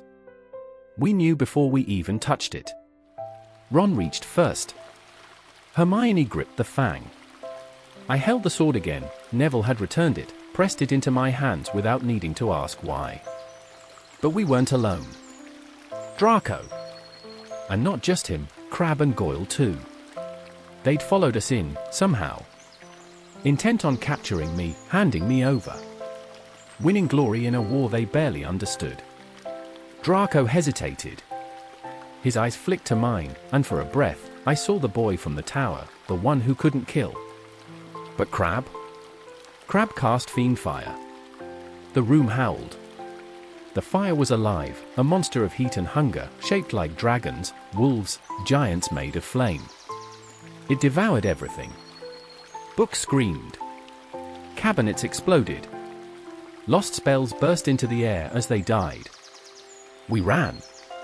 I don't remember grabbing the diadem. I just remember fleeing. Ron and Hermione led the way. I turned back just once, and saw Draco stumble. Crabbe was already gone, consumed by the fire he conjured. Goyle collapsed. Ron doubled back, grabbed him. I pulled Draco to his feet. We escaped on brooms, smoke choking our lungs. The fire consumed the room. And the diadem, struck by Fang, burst apart in my hand as we flew. The scream it made wasn't human. But it was final. We landed back in the corridor, coughing, blackened, shaking. The diadem, gone. Another piece of Voldemort shattered. Only Nagini remains. Only him. The battle still rages. The castle bleeds. But something changed. A weight shifted. A soul screamed and did not return. We're close now. So close. April 6th, the world can end in the middle of a joke. That's what I keep thinking. Over and over. Like the words are trying to take shape inside me but can't decide whether to scream or whisper. Fred was laughing. It was a real laugh. Bright. Loud. Even joyful. He was standing beside Percy, yes, Percy, who had finally come back, really back. And together they'd just brought down a pair of Death Eaters like they'd done it all their lives. Percy made some ridiculous ministry jab, and Fred burst out laughing. And then, everything shattered. There was no warning. Just sound. Stone. Fire. And Fred, my Fred, our Fred, was gone. The explosion tore through the corridor like a god screaming. Smoke. Dust. Silence. He didn't get to finish laughing. I don't remember falling to my knees. I don't remember Ron's cry or how George's face went so completely, horrifyingly still. I just remember reaching for Fred's hand, already cooling, his eyes open, his mouth still parted in that last breath of mirth. We pulled him back. Carried him. Not far, just into a quieter stretch of hall, away from the next wave of chaos. And then we sat with him. All of us. Like the battle had paused. Like time had paused. Because how do you keep fighting after that? But somehow, we did. Because Fred would have. Because if he were still here, he'd have said something wildly inappropriate, made us laugh again through tears, and pushed us back into the fray. But he's not. So we carry that laugh instead. I saw George later, leaning against a broken pillar. Silent. Wand limp at his side. I didn't speak. I just stood beside him. He didn't look at me. Just said, it wasn't supposed to be him, Harry. And I didn't have anything to say. Because nothing will ever make that right. And yet, Hogwarts still fights. The staircases shift. The suits of armor march. The spells light up the sky like fireworks gone feral. But there's something quieter now, underneath it all. A crack in the heart of this place. Fred was part of Hogwarts. Part of us. And now here's part of the price. We'll keep going. We have to. But nothing will ever laugh quite the same again. April 7th, the forest called to me. Not with sound. Not with words. Just a knowing. A pull. Like the earth itself had remembered my name and whispered it back through the roots. I felt it deep in my chest the moment Voldemort's voice echoed across the grounds. Come to me, Harry Potter. Come to die. There were no threats in it. No rage. Just certainty. Like the ending of a story that had already been written. I knew what I had to do. And this time, I didn't fight it. I didn't tell Ron. I didn't tell Hermione. I saw them just once more, smeared in ash and blood, gripping each other's hands as they ran toward another corridor full of fire. I saw Ginny across the Great Hall, healing someone with trembling fingers. I didn't go to her. If I had, I might never have left. Instead, I walked to Dumbledore's office. The snitch was still in my pocket. I whispered the words again, "I open at the close." And it did. Inside, small, dull, but warm in my hand, was the resurrection stone. I turned it. And they came. First, my parents. Their faces soft and shimmering, but more real than I remembered from the Mirror of Erised. Then Sirius. Then Remus. He looked tired, but lighter. He said, "I'm sorry I won't know him," meaning his son. His son. I couldn't speak. But they were there. Not ghosts. Not shadows. Just love, shaped like memory. I asked if it would hurt. Mum said no. Dad said they were proud. Sirius said I was brave. And I walked into the forest. The air was cool and damp. Every step sank slightly into moss and soil. The trees watched. The centaurs stood still. No one stopped me. The Death Eaters stood in a circle. Nagini coiled near Voldemort's feet, her eyes golden and waiting. Hagrid was bound, sobbing, thrashing against ropes he couldn't break. I met Voldemort's gaze. I didn't raise my wand. He spoke once. Then there was green light. And nothing. But it wasn't the end. It was between. I woke in a place that looked like King's Cross. White. Boundless. Soft underfoot. Dumbledore was there. I won't write all he said. I couldn't, even if I tried. But he explained. The piece of Voldemort inside me, it died. The horcrux inside my scar, gone. Burned away by love, by choice, by walking willingly into death. I could go on. Or go back. And I chose back. Because I'm not finished. Because Fred deserves more. Because Ginny smiled at me once in a way I haven't yet earned. I woke on the forest floor, still, quiet, unseen. Voldemort thought I was dead. But I wasn't. And now, it ends. April 8th, we met in the Great Hall. Not with ceremony. Not with grandeur. Just chaos falling still as two figures stepped through the dust. Voldemort and me. And everyone watched. The bodies lay around us. Fred. Lupin. Tonks. Others I hadn't even recognized through the smoke. Their blood still fresh in the cracks of the stone. And above it all, silence. He tried to speak. Tried to twist the truth, Lee. Everything snapped into place, not with fear, but with disbelief. Like he couldn't comprehend being wrong. And then, we cast. Green and red. Avada Kedavra. Expelliarmus. 2 spells. 2 ends. 2 truths meeting in the air like swords unsheathed. The Elder Wand flew. High, spinning, radiant in the early morning light. His body fell like something emptied. Hollow. No scream. No fire. Just silence.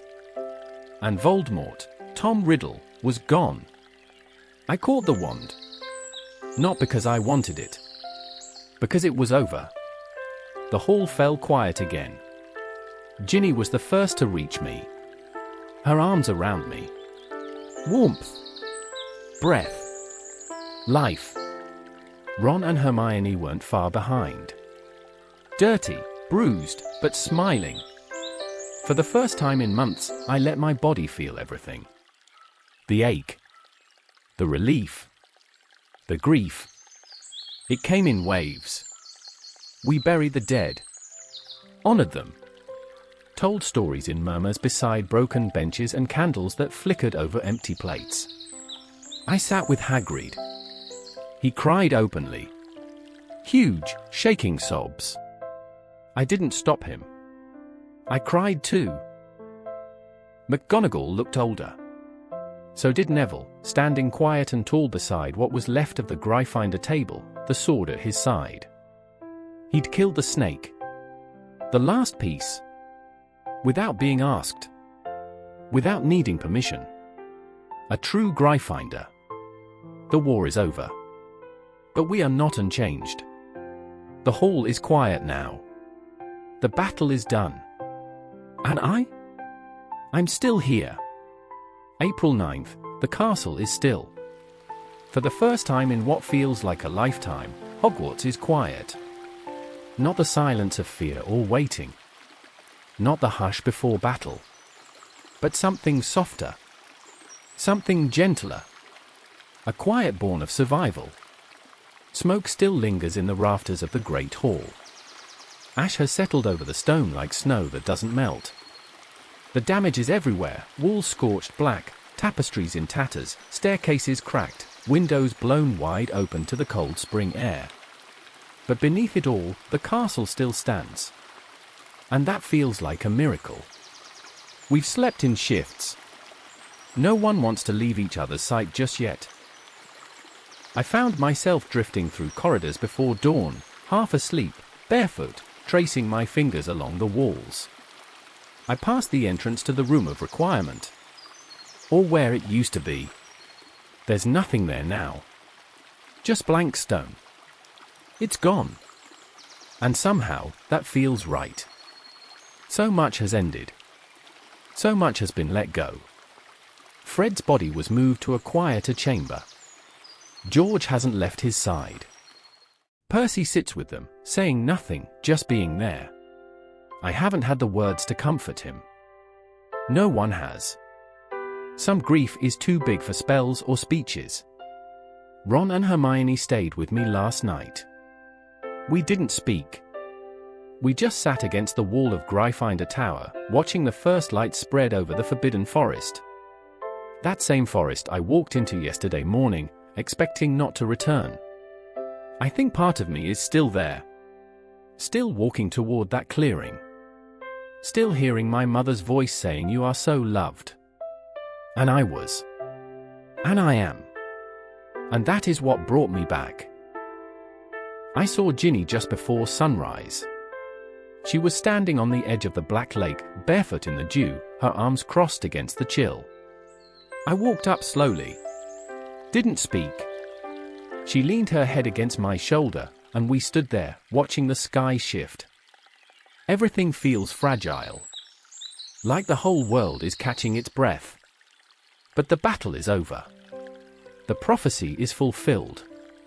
The scar is quiet. And the morning, it came anyway. April 10th, I put the Elder Wand back today. Not in a drawer. Not on a shelf. I returned it to Dumbledore's tomb. Quietly. Without ceremony. Just me, standing beneath the weight of the sunrise, the wand cool and ancient in my hand. I whispered goodbye. It didn't answer.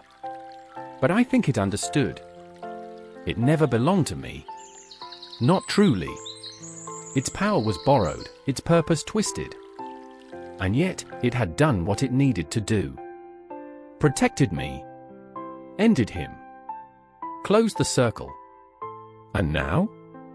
Now it rests. Hermione walked with me most of the way there. She didn't say much, just squeezed my arm as I stepped into the graveyard. Ron waited outside the gates. I think he wanted to come, but something about graves makes him go quiet. They've both changed. We all have. Afterward, we stood at the top of the hill overlooking the castle. The breeze was soft. The grass wet from the morning melt. Somewhere below, students were sweeping broken glass into piles. Professors were levitating stones back into place. Life is starting again. And none of us quite know how to step into it. I think Hermione will go back to school. Finish properly. Help rebuild the library, maybe. She's already talking about changing laws. About fighting for elf rights and revising the curriculum to include magical ethics. She says it like she's apologizing for surviving. Ron wants to go home. To the Burrow. To Molly. To George. He doesn't say Fred's name much, but I catch him looking up when someone laughs too loud, like he's waiting to hear it. Ginny kissed me last night. Soft. Not desperate. Not dramatic. Just there. She said, "You came back." And I said, I never wanted to leave. We didn't make promises. We didn't talk about what's next. But we walked through the greenhouses hand in hand this morning, and I think maybe that's enough. For now. My own wand is back in my pocket. Holly. Phoenix feather. Mine. It feels healed. It rests easy in my fingers, like it's forgiven me for everything I've done, everything I've broken. I think it knew I'd come back to it. I don't know what happens next. The papers are already printing lies. The ministry wants answers. The people want peace. But I just want rest. I want tea in the Burrow kitchen. I want the twins' room full of light again. I want Luna humming in the sun. I want to visit Dobby's grave and say thank you, properly. The war is over. But our stories are still being written. And for the first time in years, we get to choose the ink. April 12th. The Burrow smells like bread again. Real, warm, honey-crusted bread cooling on the windowsill like something out of a dream I used to have during darker nights. There's a softness to this house, even now, even with the ache in every corner. It hugs you. It knows you're tired. And it lets you rest without asking why. We arrived yesterday. No one said much at first. Arthur hugged me like I was still a boy with ink on his fingers and a clock hand that hadn't stopped spinning. Molly just held my face in her hands and nodded like that was all the approval she ever needed to give. Her eyes looked tired, but they still sparkled when Ron walked in behind me. Ginny was already here. She smiled, a little uncertain at first, but then she leaned into me, her forehead pressing against mine. No words. Just breath. Just presence. I think this house makes it easier to feel again. Safer, somehow. Fred's room remains untouched. George keeps the door cracked open, as if he might return from a walk at any moment. Sometimes I see him inside, sitting on the bed, turning things over in his hands, jokes that never got told, fireworks that never flew. The silence between his breaths is the loudest thing in the house. We don't rush him. Ron's been helping Charlie mend the shed. Something about fixing broken wood with your hands feels right. I see him outside each morning, hammer in one hand, wand in the other, trying to make something hold. Hermione sits beside them sometimes, scribbling notes, rereading spellbooks as if the answers might look different now. I think they do. Last night, the kitchen table was full again. Bill and Fleur arrived with Victoire wrapped in blankets. Percy brought tea and didn't correct anyone. Even Luna stopped by, floating through the back door like she'd always belonged here, carrying a bowl of what she claimed were grief-absorbing berries. Molly didn't ask. Just added them to the pie. And we laughed. Real laughter. It felt strange at first.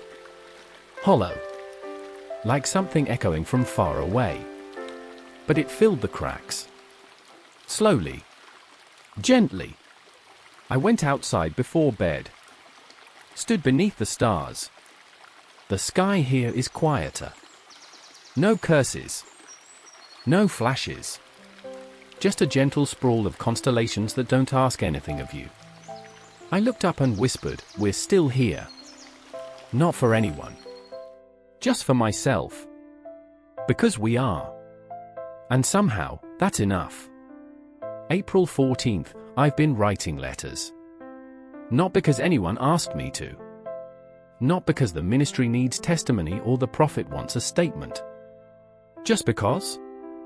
I need to. My thoughts feel tangled until they touch parchment. Like they need a place to rest that isn't my chest.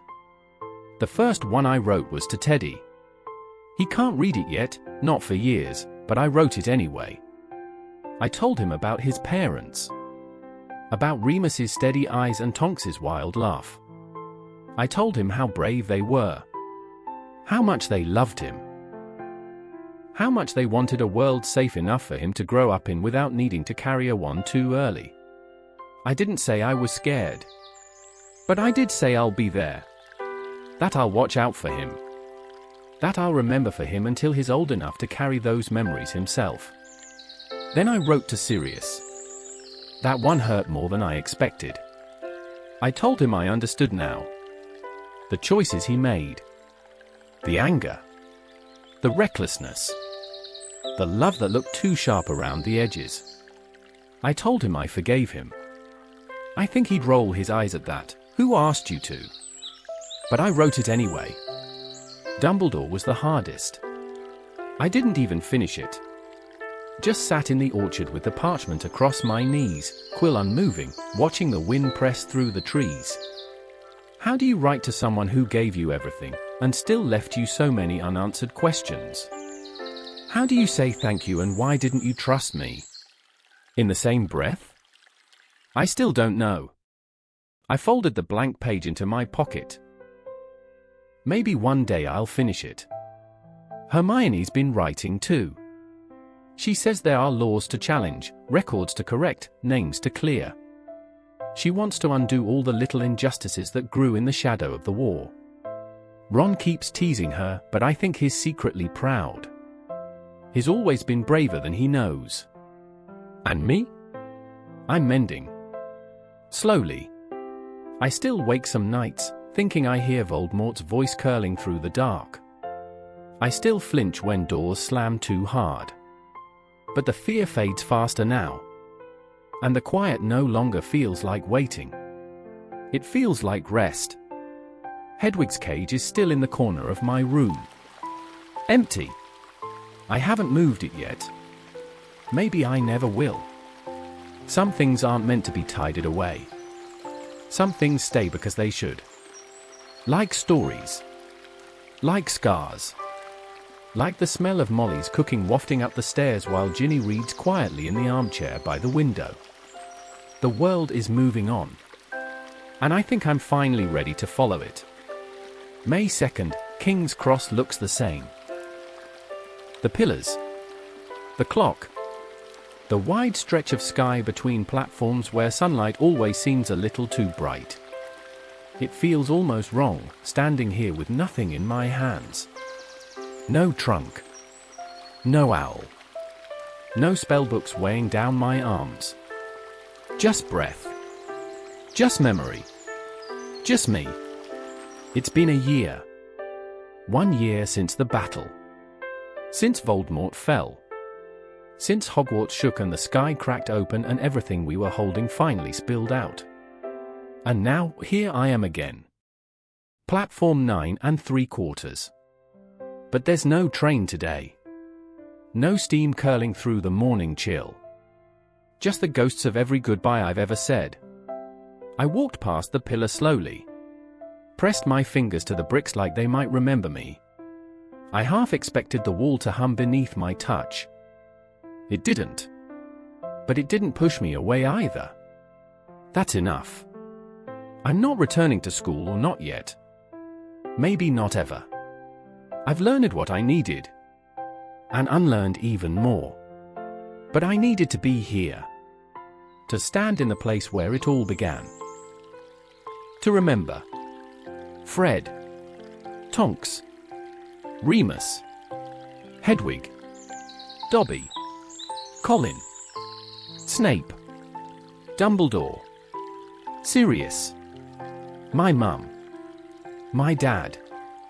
They all live here now, somewhere in the bricks, in the tracks, in the warm, strange magic that breathes through this platform. In the spaces between departure and return. In the quiet that comes after the storm. The world is not perfect. The ministry still stumbles. The Daily Prophet still spins its tales. But people are trying. There are new voices speaking truth. New hands rebuilding. Children are laughing again in corridors, and the portraits have begun to argue about Quidditch instead of curses. The future is unknown. But it's ours now. And that's more than enough. I slipped the diary into my pocket before I left the burrow. This one. The one I'm writing in now. I don't know if I'll ever fill another. Don't know if I need to. But something in me wanted to write this last page. One more entry. One more moment. To say, we made it. And we're still making it.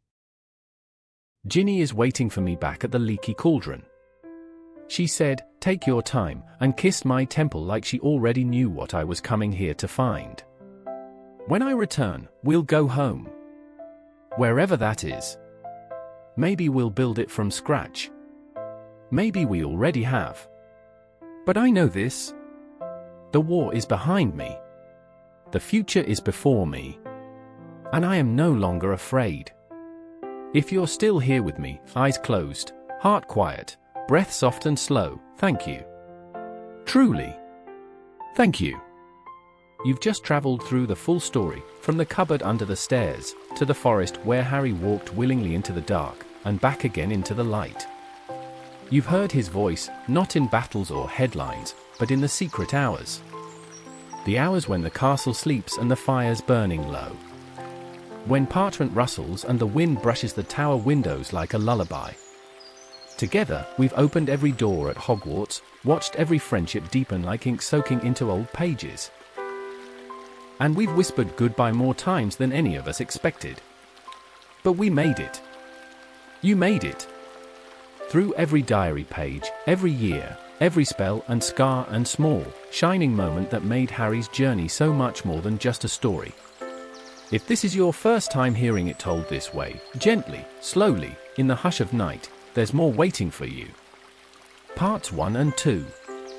Years 1 through 6, filled with the sorting hat's voice, the flicker of floating candles, and the soft footfalls of invisible adventures. You can find them right here on my channel, or follow the link in the bio below. And if you've listened all the way to this final page, if you curled up with each diary entry, let your breath slow as Harry whispered his heart into the quiet. Then you are part of this story now. You're part of this dream. You're the reason I create this space, to help you rest, to feel safe, to feel held. Some of you leave little moons in the comments or stars, or soft little hearts. And every time, I smile. Because I know you're still here. Still drifting with me. So if this journey meant something to you, even just a little, I hope you'll take a moment to like this video. It helps more dreamers find us. And if you'd like to hear more magical worlds, more gentle stories, I invite you to subscribe. Right here on my channel, you'll find even more Harry Potter fanfics, told in this same quiet voice, stories that unfold in candlelight, that imagine what came after the war, or what might have been in another timeline. There are magical sleep aids, dreamy soundscapes, and soft storytelling for all who need to feel safe again. You can find them all right here. So wander gently through my channel. Let yourself get lost in the magic. And whenever the world feels heavy, you can come back here. The fire will still be glowing. The castle will still be waiting. and Harry's voice will still be whispering. Sleep well tonight. And always remember, you are loved. You are loved. And the story isn't over. It's just begun. Good night, dreamer.